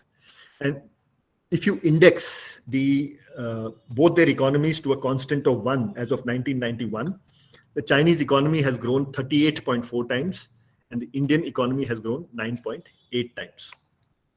The Chinese economy is approximately 5 times the size of India's, and in the short term is predicted to remain like that. In the long term, however, the prospects for India distinctly improve. As per a Goldman Sachs report of 2014, 40 years later, as of 2054, China was predicted to be the largest economy, but India would be at half the size of the Chinese economy. As per a more recent report, a study by PricewaterhouseCoopers, as of 2050, China was to be at $58.5 billion and India was to be at $44.1 trillion, and that is more than half of that of the Chinese economy. However, these predictions did not factor for the black swan event of the COVID-19 pandemic, so those revised estimates will follow. In terms of labor force, the Chinese are largely employed in the services sector. India's 42.6% of the population engaged in agriculture contributes to 18.32 as far as the GDP is concerned. And China's strength is in services and in the industry. In terms of defense budgets, China is at number 2 and India is at number 3 as per SIPRI as of 2021. And these defense budgets indicate a 13.1 times increase since 1991 in the case of China, and for India it's 4.4 times. In conclusion, you would have realized that a lot of things about the Chinese are grand in scale, whether it's the history, the geography, or for that matter, even their tragedies. A basic understanding of these issues, of historical issues, is very essential in order to understand the psyche that the Chinese bring along when they pose the various national security challenges that they will throw at us. And if my talk has kindled the interest of some of you to read more about China, I would have achieved my aim. Thank you very much. And before I go, I'll just flash a few books which make China study a little more interesting. Otherwise, books on China can be a little drab. And I'll share this presentation. These are books related to India. These are books related to Chinese history. And Chinese history can be quite painful because they start from oracle bones and go very laboriously. But some of these would make it a little less painful for you all. And of course, somebody who's embarking on the study of China for the first time, these are the top 5 that I would recommend that you could start with so that your interest is sustained. Thank you very much. And I've finished with my talk. I'll take on questions now. Thank you, sir, for very interesting, very exhaustive, and a very comprehensive analysis of China. Going back to history was definitely very interesting and refreshing, and I'm sure, as you said, it has managed to rekindle interest of a lot of students and the audience here. So without taking much time, I would now like to open the session for the questions and queries. So the question can be asked directly or can be dropped in a chat box. I would only request you all to keep the question very brief. But before that, since we have Professor Shan here, I would like to request him if he has anything to add to this already very interesting debate, or if he has any queries. So it would be interesting for us to understand your perspective also. Yeah, we will not have questions from him. I think he can yes, tell us whether it is appropriately stated or not.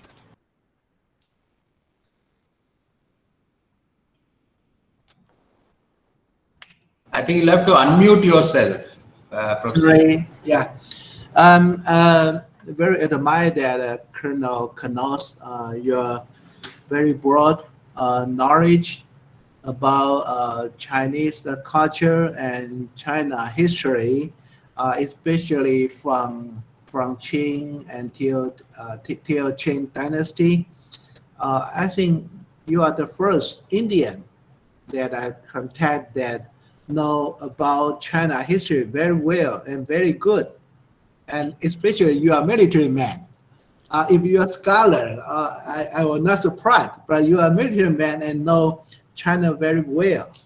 And according to your briefing and presentation, perhaps I have some idea I maybe can share to you. The first one is when we're talking about China history, especially modern China history, there are some special timeline.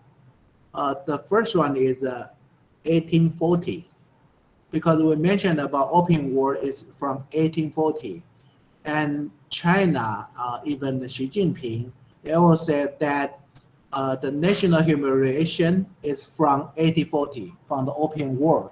So it's a very important timeline. And our textbook talking about the China history is also started from 1840. And then another one line is 1911, because it is established of the Republic of China. So the another important time, of course, the another important time is 1949, because it's one China separate to two China, or one China, one Taiwan.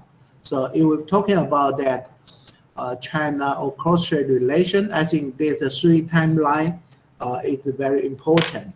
And then you mentioned about that Deng Xiaoping transfer his power peacefully.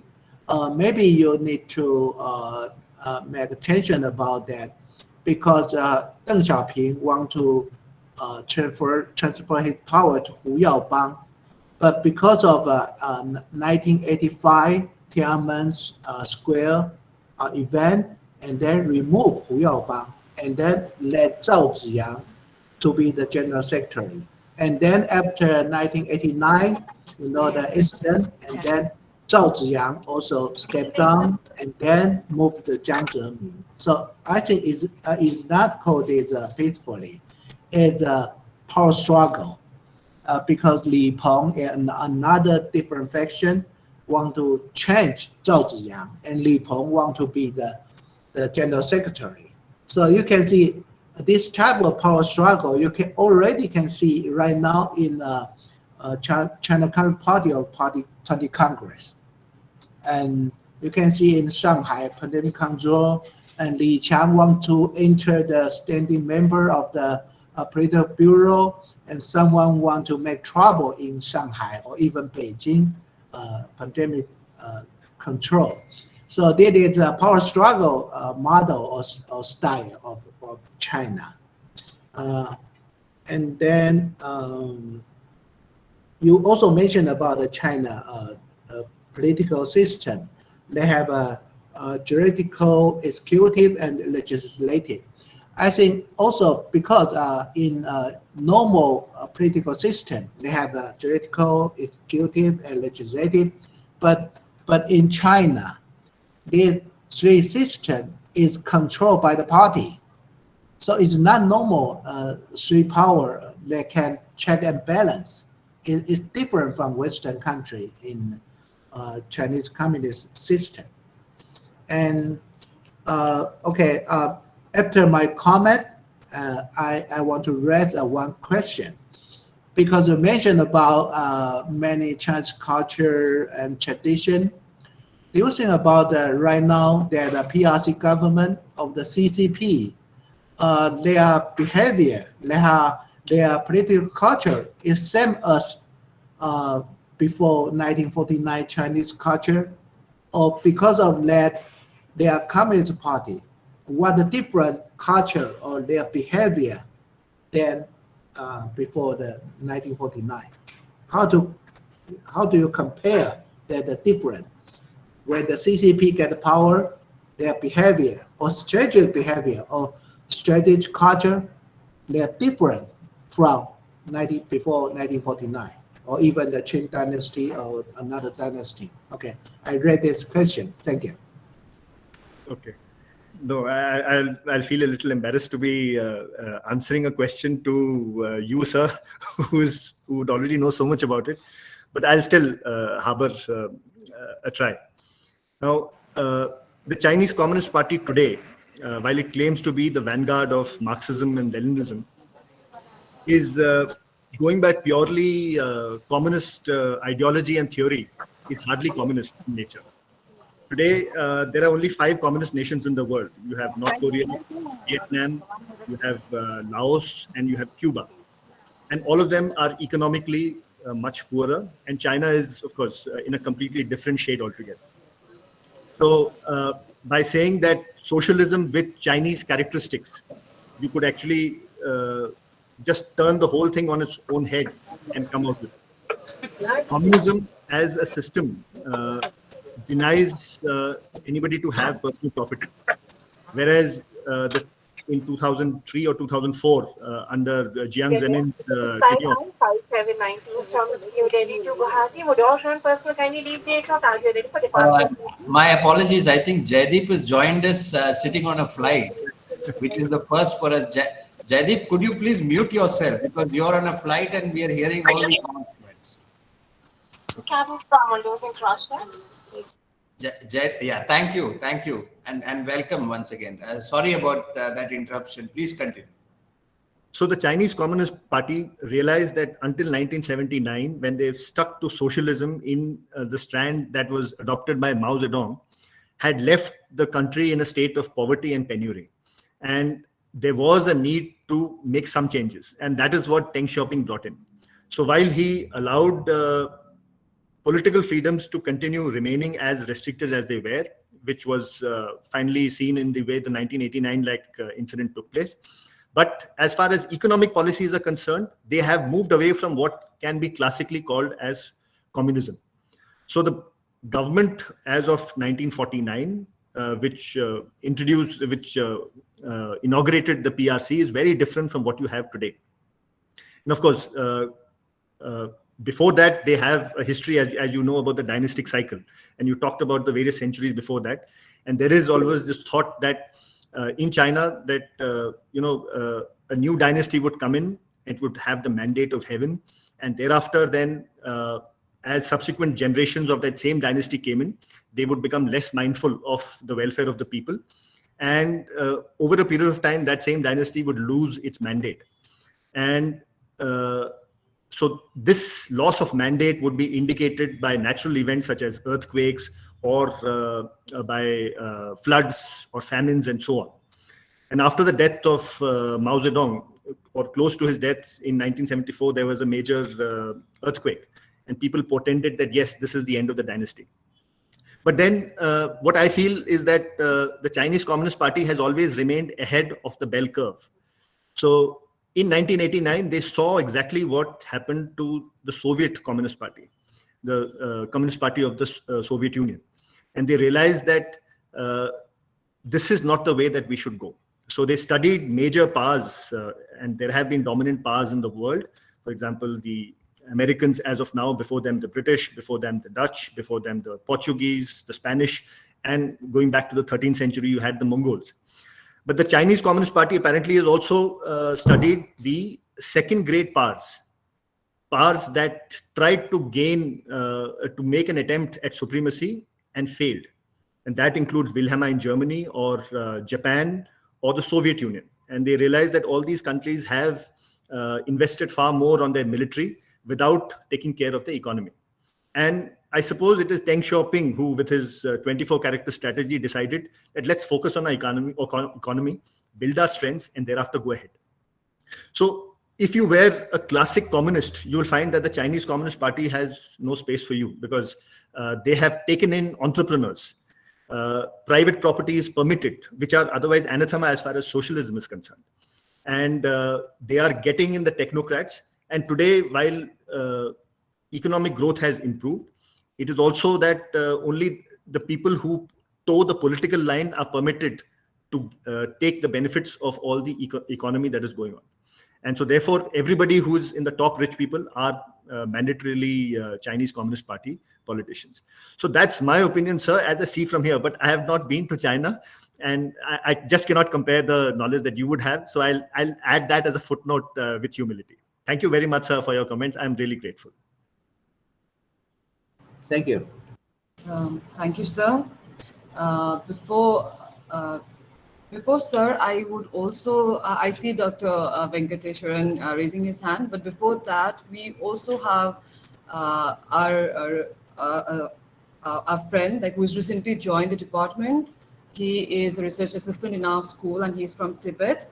Gendan, would you like to add anything, or do you want anything, you want to add either a question? Kendon, are you there? I think Shraddha, he's having a problem with his webcam. So Okay. I mean, Gendun can hear us, but if you can just shift into maybe some other computer, Gendun, and ask or comment, I think that would be useful, especially since you've been doing work on China also. So I mean, is it before Gendun?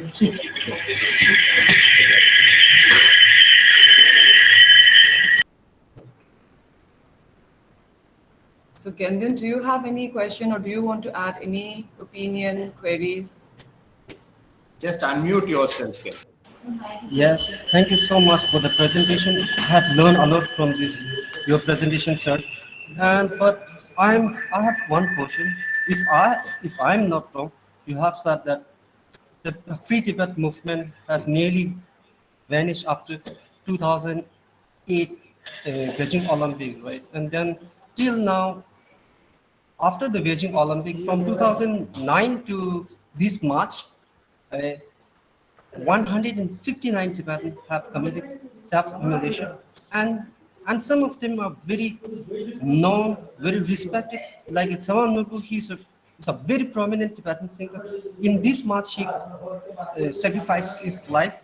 And then there we have writers like Go Sherab Gyatso. He is also put behind the bar. And I think when we try to understand the kind of movement that is happening in Tibet or Uyghur, we really need to understand the cultural movements that are happening in that part of the world, because we need to understand different form of resistance, or we need to cultural aspect of resistance.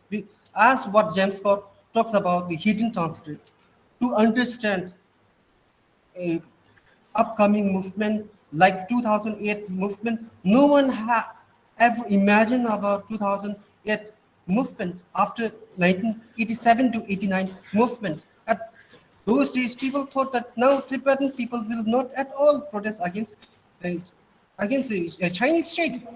But it occurred in 2008.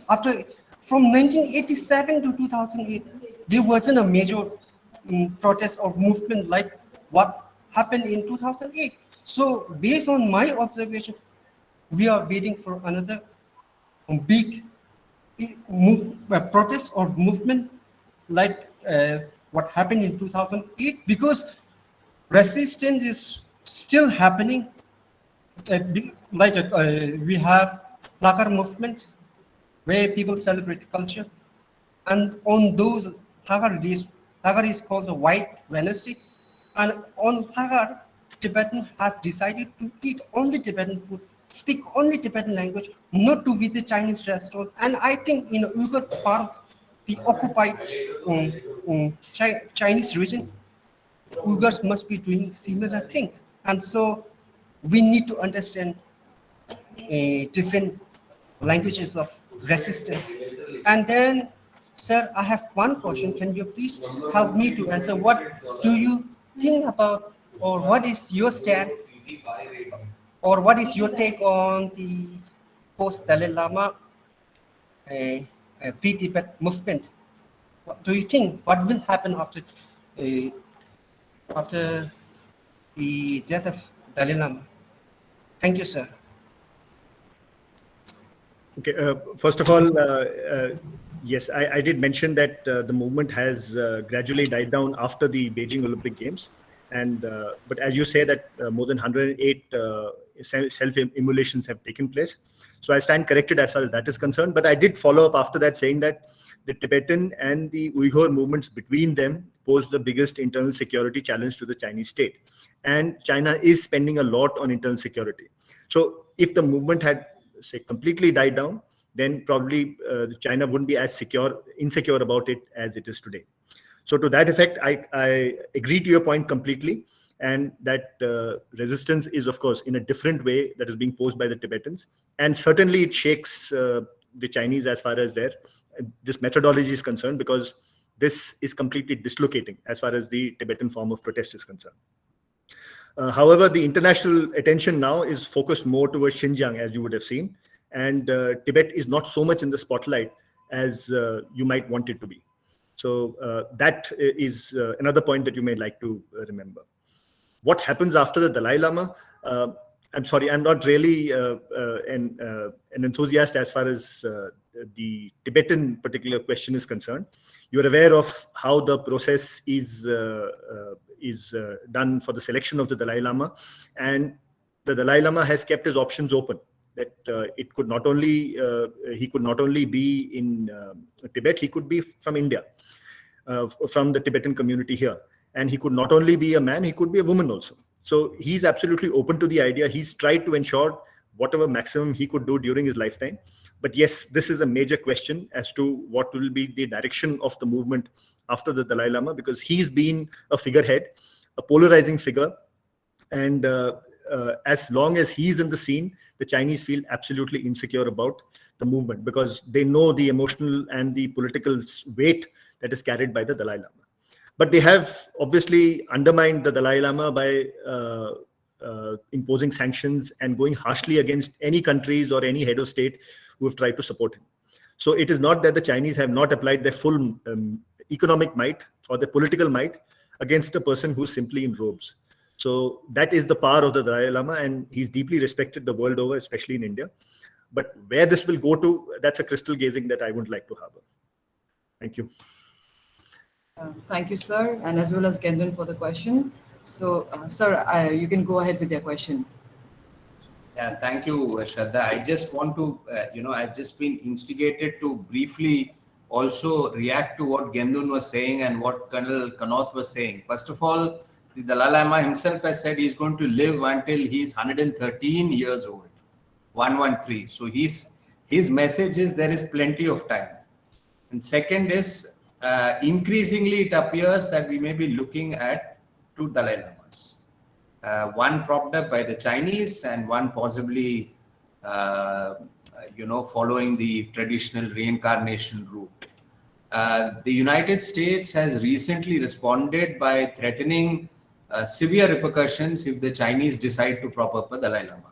So it appears that that seems to be the most likely scenario, although the possibility of emanation would possibly be the most preferable scenario from an Indian perspective. But since Gendun and I are here, we can always discuss face to face.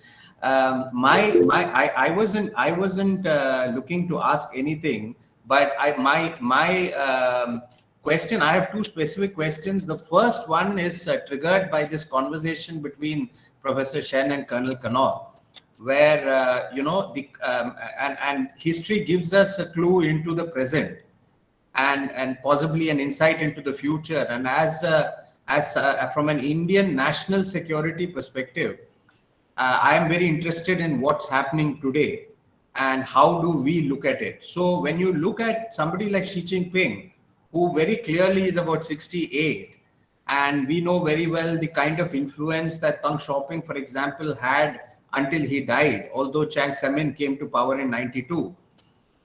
So we are looking at a lifetime of Xi Jinping's influence. So let's say over the next 20, 25 years, if he is really healthy, as Colonel Kanaut says, life expectancy years are improving, then we are looking at the next 3 decades of possibly Xi Jinping's thing. Unless there is some major, sort of unexpected sort of wild horse event that takes place. So my question is that, Xi Jinping is, when you look at Mao's time, and when you're looking at what Xi Jinping now is doing, emerging as the core leader, having his thought put into the constitution, a life term, no successors in sight, I'm very interested in some of the comments he seems to have made on the Cultural Revolution. And according to me, there is this village revitalization plan which he had started a few years ago, where you will remember Colonel Kanaut about the sent down youths to the rural areas during and before the Cultural Revolution. Xi Jinping has, through this village revitalization plan, actually, encouraging the youth, educated youth, to go back to the rural areas and actually try and generate employment in those areas. And while I can't absolutely quote Xi Jinping right now, but my understanding of some of his comments on the Cultural Revolution has been that the intentions of launching the revolutions were, according to him, right. It's just that the way it went about implementing it, the modus operandi could have been better. And I'm only making these observations from some of the quotes that I have read of Xi Jinping on the public platform. So I would like you to just give your observations on what do you see happening internally within China, especially with Xi Jinping now appearing to be all powerful. And do we see events unfolding? Could we get some clues from what happened during Mao's time? That's question number one. Question number two is related to how the Chinese are going to act towards Taiwan. And in that sense, because Xi Jinping's consistently since 2012, when he became the paramount leader, has been consistently making statements towards reunification, statements towards, crushing any aspirations of independence and whatnot. And very clearly, you have a government in Taiwan that is not favored by Beijing right now. So in this situation, I'm very interested to hear your comments on the Chinese reactions to what's happening in Ukraine. There was this initial narrative out in the public that this might be an opportunity for the Chinese to act against Taiwan, especially with the Americans having withdrawn from Afghanistan and given a very clear indication that they do not want to get involved militarily anywhere. They are possibly exhausted.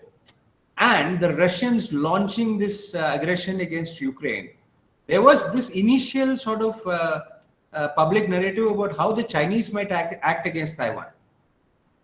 And that also, I think, had a reaction from the Taiwanese in terms of their own military preparedness.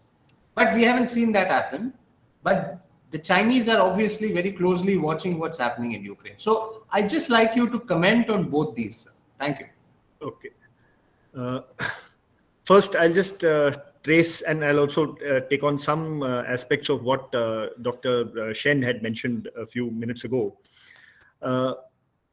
Mao's time was an absolute dictatorship. By the time he came into the 1970s, it is well known that he had become extremely erratic and completely a megalomaniac. And he was insecure about everyone, and everyone except Zhou Enlai got purged during the Cultural Revolution.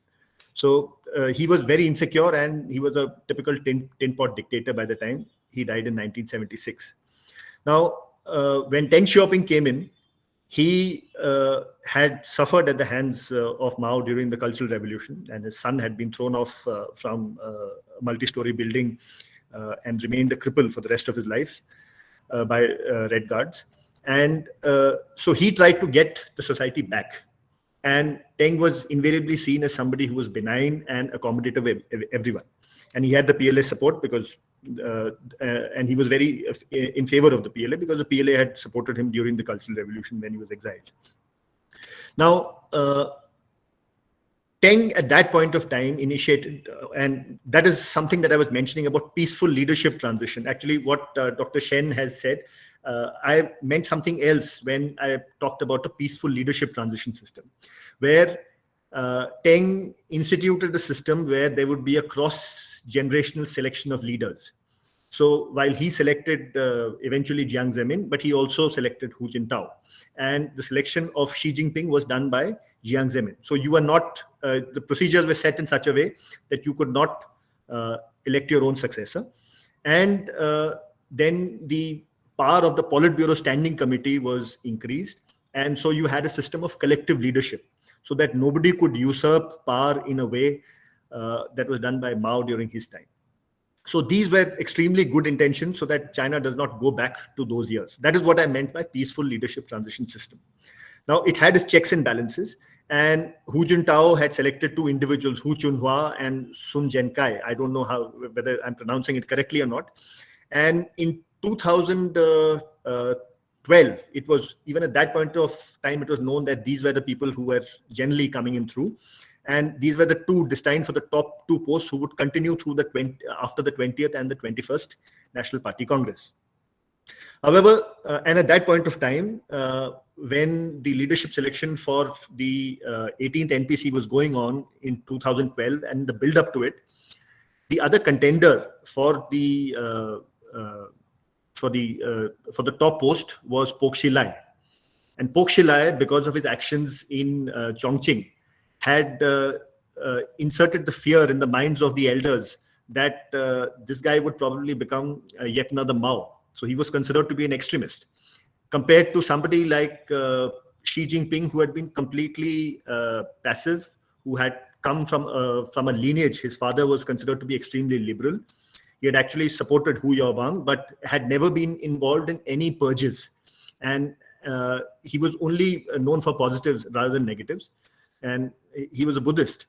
His family was a Buddhist. So it was considered, seeing all these elements, it was feared that it was felt that probably Xi Jinping is a moderate choice from Pok Xilai, whom we have. So as of 2012, you couldn't have predicted what has happened today, where Xi Jinping has usurped power. He's gone behind all, in the name of the corruption scandal. He's probably removed everyone who is probably not a loyalist and placed his loyalists in various places. So that peaceful leadership transition that has been, and everybody was supposed to retire by the age of 70.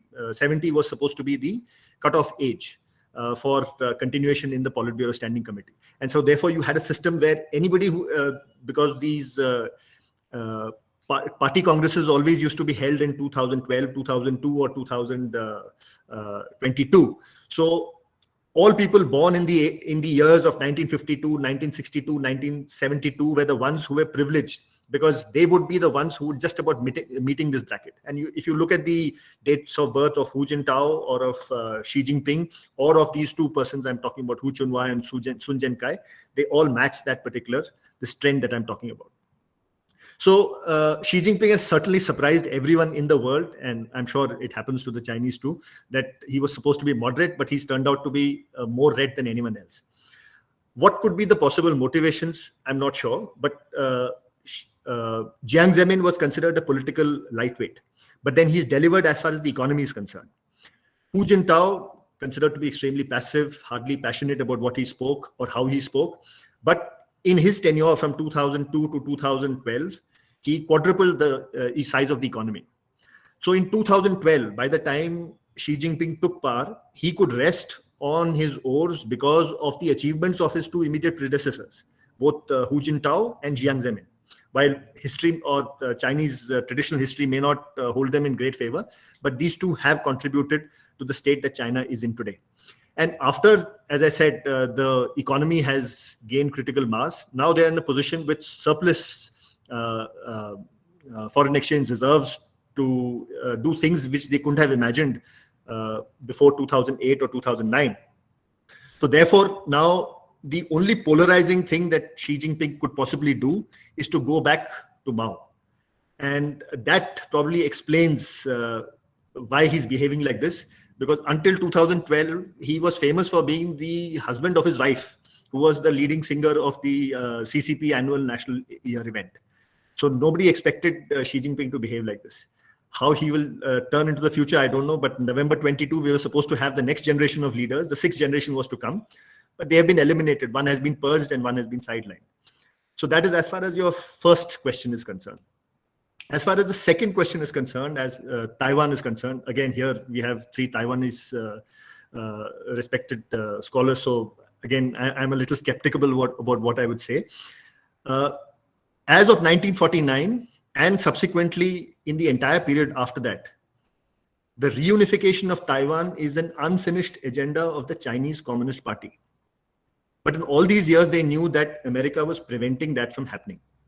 So while this discourse and this sloganeering continued, the leaders at each of these times knew that it was not possible at that point of time. So they could keep bluffing about it, because the Americans could come in and dislocate or ensure that the Chinese did not do it, as they did in 1996. But it was to happen at some unforeseen point in the future. That is why it is an unfinished agenda of reunification exists even up to today. At some point of time in the future, the military might of China is going to permit the invasion of Taiwan. And they have to continue growing. And today they are boasting and beating their chest that we have missiles that can land all the way up to continental United States, as they have done in their military parade in 2018 and 19. And that we have technology in quantum and everything else. So at some point of time, their bluff will be called. Their domestic audience is going to ask, you've been telling about intervention, about an invasion of reunification of Taiwan. When are you going to do it? And that point is coming very close. So now there was a different approach that was used by Deng Xiaoping, and as a statesman that he was. As I mentioned about this one country, two systems policy, the one country, two systems policy was actually a demonstration to the Taiwanese that this is going to be the system for Hong Kong and Macau. See it, see how successful it is, and please join us under this system. However, it turned out that Hong Kong went in one way and Macau went in the other direction. So Macau has been a bright example of what Deng wanted, and Hong Kong has been the complete opposite. So where this Taiwan question will go, because the PLA in the hearts of hearts would know that the Taiwanese are not going to make it easy for you to land. Technology does not permit any surprise. And once you land, it is going to be extremely, it is going to be a massacre once it happens. So an invasion is not how it used to be as in 1949. So they had those Kyomo Islands, which were nearby, which was a political signaling. You could, batter those islands. Maybe they'll go for the Pratas or something like that. But mainland Taiwan is, I think Xi Jinping would shudder in his bed in case he were to think about it. It is not going to be an easy proposition in any country, and especially Taiwan, which is prepared to go to the other end for it. But you may also remember, and this again, I'm harboring into Taiwan again. In Taiwan, there are two coalitions. There is the Pan-Green coalition and there is the Pan-Blue coalition. So the Kuomintang, or the nationalists who were initially part of, opposing the communists, are the Pan-Blue coalition that wants, that is seeking reunification some form or the other. They want the ashes of Chiang Kai-shek to be returned to his homeland. And the Pan-Green coalition is the one that wants to establish Taiwan as a completely independent nation. As of 1949, 18% of Taiwanese identified themselves as Taiwanese, whereas today, as of 2020, that figure is about 67%. So how many of Taiwanese ever want to rejoin China is a big question. But I'm not sure whether I've answered your question or not. I just give you points to ponder. Dr. Shraddha, can I take on a few of these questions on the message box? Okay, yes, so before that, yes, Wong Ma'am, please go ahead. Queries. Thank you, sir, for the comprehensive introduction of the China history and the current situation. I hope that I could include your presentation as part of my teaching materials, if you permit. It's a privilege. It's a privilege. And sir, learning a language is a lengthy road, and it seems that it has to be a certain payoff of learning the language. And sir, I would like to know your opinion about if the learning Chinese language could be a help for whoever want to know China more. Okay. Now I'll quote my personal example. I started the study of China in 2012. And since then, I've been reading extensively. And so somebody with a passion like mine, I decided that, no, I'll try and learn a language, learn the Chinese language. So I enrolled in edX. edX has this online classes, and there's a Taiwanese instructor at the other end. And they have those introductory classes, and thereafter, then you can go on to various stages. So I enrolled first for the 4-week course. And then I enrolled for another 8 weeks course. After the very basic, then I went to the next stage. And by the 8th week, I was exhausted because it is indeed, there's a reason why it is called the most difficult language. But after that, of course, technology has certainly made things simpler. today, if I know how to get past a banner that is written in the Mandarin script, because Google Translate permits you that privileges. I can take a photograph, put it on Google Translate, and then go through it. And I also know a friend who was going to China, and he spent nearly 2 years studying the language. And when I heard him, I was very impressed. But he told me frankly that yes, there's a lot more that I'm going to learn. So it is not going to be easy. As I'm told, it takes 10,000 hours to practice to really master the Chinese languages. It has evolved into a very difficult system. I suppose the communists did try to simplify it by introducing simplified Chinese instead of traditional Chinese, and you have those scripts and all. But if the Chinese language was simpler, maybe you could have reached out more. But on the contrary, it is also true that if it had not been as exclusive as it is, it wouldn't stand out as prominent as the Chinese language looks today. So it's a call between these two that you might take. Thank you, sir. I'll just quickly add in, our current foreign minister, S. Jaishankar, I have been, reading and listening to him for quite some time, even during my years in the government. Is possibly one of our finest China watchers. Interesting fact is he doesn't know Mandarin, but he served 4 years there, who is the lengthiest ambassador, Indian ambassador in China. So sometimes not knowing the language, but with your interactions and your understanding through your observations, sometimes your insights are remarkable.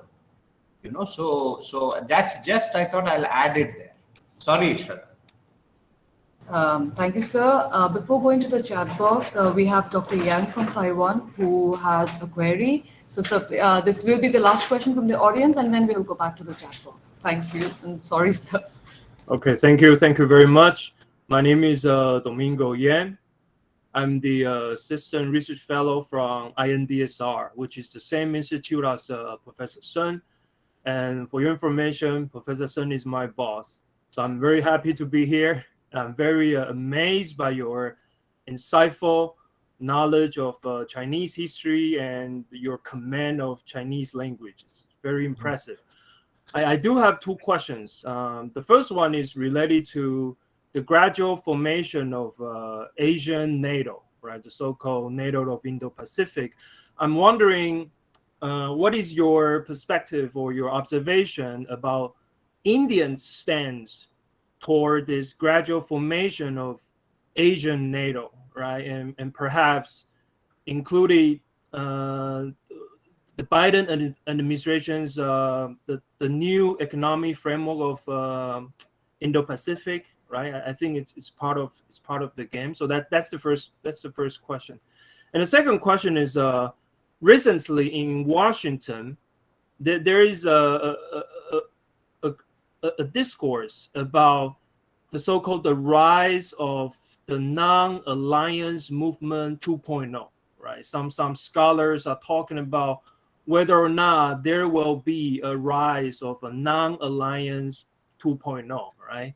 Because some middle powers and small powers, when they're facing this intensified US-China competitions, they don't want to choose a side. So whether or not there will be a rise of non-alliance movement 2.0. So I'm wondering, according to your background as a colonel from India, what would be your observation about this formulating discourse of this so-called a new non-alliance movement? Would there be a rise of this non-alliance movement, or at the end of the day, is when we're facing the threat of China or the threat of Russia, state actors will inevitably choose a side? That's my 2 questions. Thank you very much, sir. Thank you, Dr. Yen, for those questions. The first question is about Asian NATO and the Quad. Now, since I'm a China enthusiast, so you can ask me anything about the Chinese history, I will take it on. this is some issue which is beyond my field of enthusiasm. So I'll just have to skip that question. As also rise of NAM 2, I'm really not. I don't want to answer a question which I'm really not comfortable or I've really not studied. So it'll be unfair for me to take on a question. I'm sure there are far more distinguished speakers who will come in this NAVAD confab who will be able to take on this question far better. So I will have to give a pass to that question. I'm really sorry. No problem, sir. I'm sorry. No. It's just that I'm not qualified enough to give an answer to that question. It's just that. Okay. Okay, You're being thank you, humble. sir. You're being humble, Colonel Kanav. No, certainly not to this audience. Certainly not to this audience, because you're all extremely you have a great amount of exposure. So I really don't have an opinion that can be shared here. Thank you. Okay, thank you. Thank you, sir. Again, I would like to apologize to Mohit Charan, sir. I'm sorry we won't be taking any more questions because we already have We should take a couple of questions from the chat box. Go Exactly. to Mohit. Right. Also go to Mohit. Let's take questions together, because I think that will give more people an opportunity. So maybe Mohit, you can ask your question quickly and then combine it with maybe a couple of questions, Shraddha, on the Yes, chat sir. box. Okay, so let him go ahead with the question first, then we'll go to the chat box. Okay, Thank Mohit, you, sir. Thank you, ma'am. So my question is, based on your understanding of the history of the Chinese, how is it that they look at the Arunachal Pradesh issue and the Aksai Chin issue? What is the seriousness that they, with which they consider these issues? Like, they are so emotional about the Taiwanese issues. What is the relative significance of the issues that they have with India in their psyche, based on their history? Okay. No, I really don't have an answer to this because, first of all, this is related to the border dispute. And I haven't been to China, so I really don't have too much of an idea of how they perceive it. Arunachal, of course, is known as South Xinjiang or South Tibet. And as per whatever literature is available in the build-up to the 1962 war, we know that they constructed the Aksai Chin highway, which connected Xinjiang and Tibet. And at that point of time, when there was a revolt brewing in both these provinces, this highway was of critical importance to them. And they felt that this piece of land was not so important to India, and that maybe India had not extended its jurisdiction. And as of 1954, up to 1954, you're aware that our maps had a line that showed undemarcated. So they probably assumed that it was not important to India, and so they took it on. And so that has been the broad issue that is there in the open source. I really don't know what the Chinese think about it. I'm sorry. That is, again, a lot of questions which are beyond my remit. Okay, sir. Thank you. Thank you, sir. Now we will go to the chat box. So the first question is asked by Anurag Kohun. So he asks, how is the period of Yuan dynasty viewed in current Chinese memory? Does this in any way explain the current Chinese attitude towards Inner Mongolian restricting their culture and languages in the school? You're aware that the Chinese had carved out what is known as Inner Mongolia and Outer Mongolia. So Inner Mongolia is a province of China, and Outer Mongolia is, of course, today what is Mongolia. And this is generally the principle that was used to carve out Inner Tibet and Outer Tibet also, before 1914 when that happened. And the Chinese, because of what the Mongols have done to them over history, whether it's the Yuan dynasty or the various raids that have been launched by them across the Great Wall into the heartland, the Chinese, of course, don't have very great memories of the Mongols. And they know for sure that, yes, this is a threat that exists as far as we are concerned, and it needs to be curtailed in whatever way.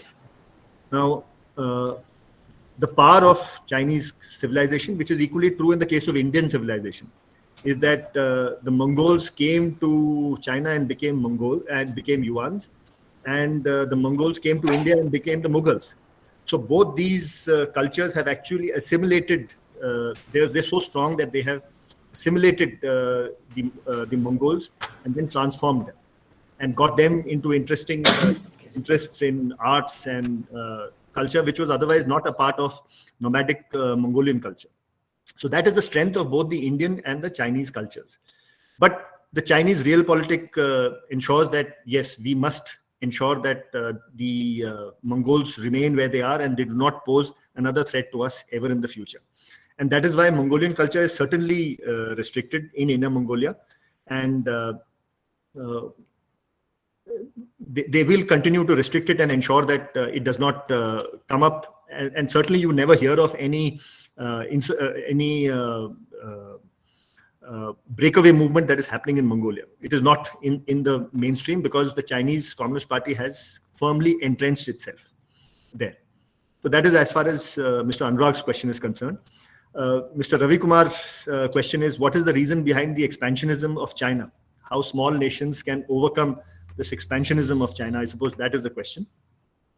China claims that it has never expanded, that it is only looking at areas that it is seeking as its own original land. So Taiwan is supposed to be meant for reunification because it is part of Taiwan. Then they will say that Tibet's 5 fingers are Ladakh, Nepal, Sikkim, Bhutan, Arunachal Pradesh. So they will want all those 5 fingers. Then they will say that no, the cow's tongue is actually, we are not expanding, we are just wanting our own territorial line. Notwithstanding the fact that the line was never drawn by the communists, but was drawn by the nationalists under Chiang Kai-shek. And even the origins of those lines are very suspect because they were not done with the basis of any visits or any scientific exploration. They were just arbitrarily drawn in by people who considered themselves as nationalists in the beginning of the 19th century. And so then it found its way into the Shenpao Atlas, and thereafter then it became part of formal government policy. So while they say that, no, we are looking for only those areas that are ours, that are traditionally ours, this is actually tantamount to expansion. And there is no respect for the rights of nations that are on the fringes. That is a problem. How can small nations overcome this? They will have to build up their capacities. They will have to, not match tank for tank and bullets for bullets, but come up with powers that are asymmetric and involve a punitive penalty on the Chinese should they be wanting to harbor any expansionism. So, and everybody is having their own little approaches to the thing, and some of them are successful, some of them are not. But there's no nation that has totally been captured by the Chinese as of now. So everybody is having a policy and strategy of their own. Then the next question is one of the main, I don't know who's written this. It's by Abhinav Gupta, sir. Okay. One of the main reasons for China's economy prowess is merely 3.3 trillion.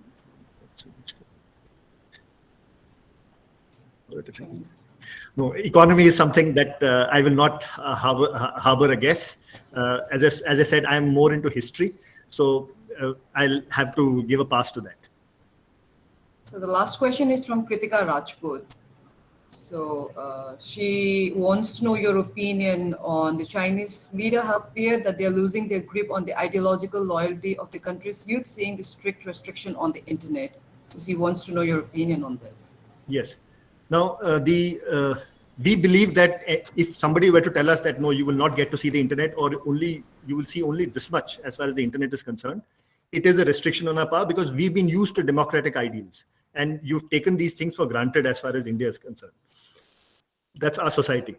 But the Chinese may not necessarily think like that. And while the Western journalists, Western diplomats have all tried to look at maybe there is a seething anger under the Chinese which could be used to mobilize something against the Chinese Communist Party, it doesn't seem to be happening as of now. In 1992, there was this book by, I flashed that book there, it says The Coming Collapse of China. So that's a book that was written. And it foresaw that, especially after what Francis Fukuyama had said, that democracy is going to be the enduring system for mankind and communism is bound to fail. But as I said, the Chinese Communist Party stays one step ahead of the bell curve. And they are monitoring what are the potential problems. So if the world were to thrust a Nobel Peace Laureate, then they would certainly imprison him and keep him out of the question so that he could not influence any further as far as adversely in the international scenario is concerned. And they have kept a strong grip over society. And if you want to do economically well, if you want to scale the ladder, you have to become loyal to the Chinese Communist Party. And without that, so economic mobility is possible only if you swear your political loyalty to the Chinese Communist Party. And that way it's ensured that all the top classes are all loyal to the Chinese Communist Party. So people are willing to sell their political loyalty as long as they get prosperity, economic prosperity. And in such a system, and they have obviously established the system so thoroughly, there is a surveillance state that is there. But to believe that the Chinese or the 93% Han population would revolt against it, I'm not sure whether that is happening. The West certainly believed that that would happen, but it is not happening anytime soon. And you know that nearly 120 million Chinese leave China every year as tourists, and they all return, because if China was a Stalinist Gulag state, or a place which was not worth living in, they would not come back, but they do. So while the political freedoms have not increased, but the personal freedoms have certainly increased.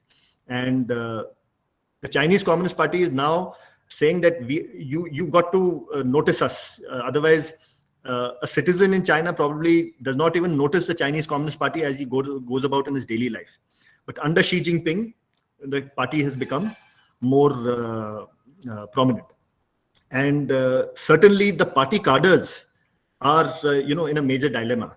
Because if you were to follow a proper Communist Party member's loyalty and oath, you've got to be absolutely austere and dedicated to the cause. So you cannot be having money, you cannot be having property. But when you are supervising the governance over a society which is rapidly growing, there's liberalization in all aspects that's going around you, and you are expected to be a celibate sage. So there is a contradiction that comes in, which is why corruption has come in. And that is why corruption in cadres has been identified as a major problem in the Chinese Communist Party. But these are contradictions which will come when you rise economically. Because soon they're already in their middle income trap, where the wages are not so low that you can produce, you can manufacture goods that can be sold cheaply to the rest of the world. At the same time, wherever in the world people have reached this prosperity, he's looking at $13,000 as per capita income by 2021, which was one of the goals that was raised. But wherever in the world such goals have been set, it has always accompanied political freedoms. And that political freedom is not coming in China. So how they manage this contradiction is a challenge, and the Chinese Communist Party seems to be handling it well. There are no indications to suggest that they're not doing it well. So that's my take on it. Shraddha, Yes. can I just very briefly add in, because Professor Shen's colleague asked a couple of questions, and I just thought I'll just comment on that, because we may not meet since he's on this platform. On the Asian NATO, I think India has very clearly indicated over the last few years that it is willing to work with all friendly partners in the region. And I think the Quad, the fact that you're part of the Quad, very clearly gives you an insight into how India may approach as and when any form of an Asian NATO might be envisioned. Being one of the prominent countries in the region, I'm assuming that India would be a very active voice in that concept whenever that emerges. I mean, that would what I would want to add in. On this point of non-alliance, I think this is very interesting. Even in our own neighborhood, I think the smaller countries did attempt to, or are attempting to, play this role of balancing between the two big players, China and India. But what you're increasingly seeing, because they're all looking at it from their national interest point of view, but what you're also increasingly seeing is, as they engage both the big players, at some point of time, they're being forced to take sides. or at least one of the big player perceives that they have taken sides. There are plenty of examples of this, whether that is Nepal, whether that is Maldives, whether that is Sri Lanka. So I have my own doubts about whether the non-alliance concept, the new non-alliance concept, would actually work very effectively. So I just thought I'll add my 2 bits into the question that Professor Shen's colleague asked. Thank you, Shraddha. Thank you, thank you, sir. sir. My camera is having some problems, so but thank you very much. Okay, thank you all. So now we've come to the end of this session. Sir, Colonel, sir, I really thank you for your very insightful session and also very patiently taking all the queries and questions.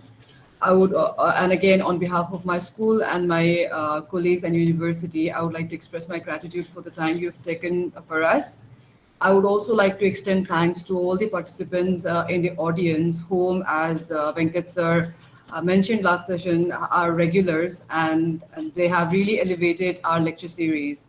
I would also like to extend my thanks to Director Sir, Professor Sean, my colleagues from the department, and also my admin friends for all the support. So the Labat Confab or the lecture series will continue, and the next session for our Labat Confab is fixed on 20th of May. So the talk will be on the Northeast India, a security appraisal, to be delivered by Mr. Jaideep Saikia, who was there in the audience. And he is a fellow of Irregular Warfare Initiative, West Point, USA. So we look forward to meet again, and thank you again. Thank you, Colonel. Thank you, everyone, for actively participating. Thank you, sir. And have a good. Thank you, Colonel. Thank you. It was an Thank amazing you. talk. I mean, Thank you very much. we spent 2.5 hours, and we didn't realize that. So thank you so much for all your efforts. Thank you. Thank you, And Dr. I really think our students really benefited, by that. So I really want to thank you for that. And I hope we continue to stay in touch, sir. Sure. And thank you, Professor Shen, once again. Thank you, everyone. Thank you, Shraddha.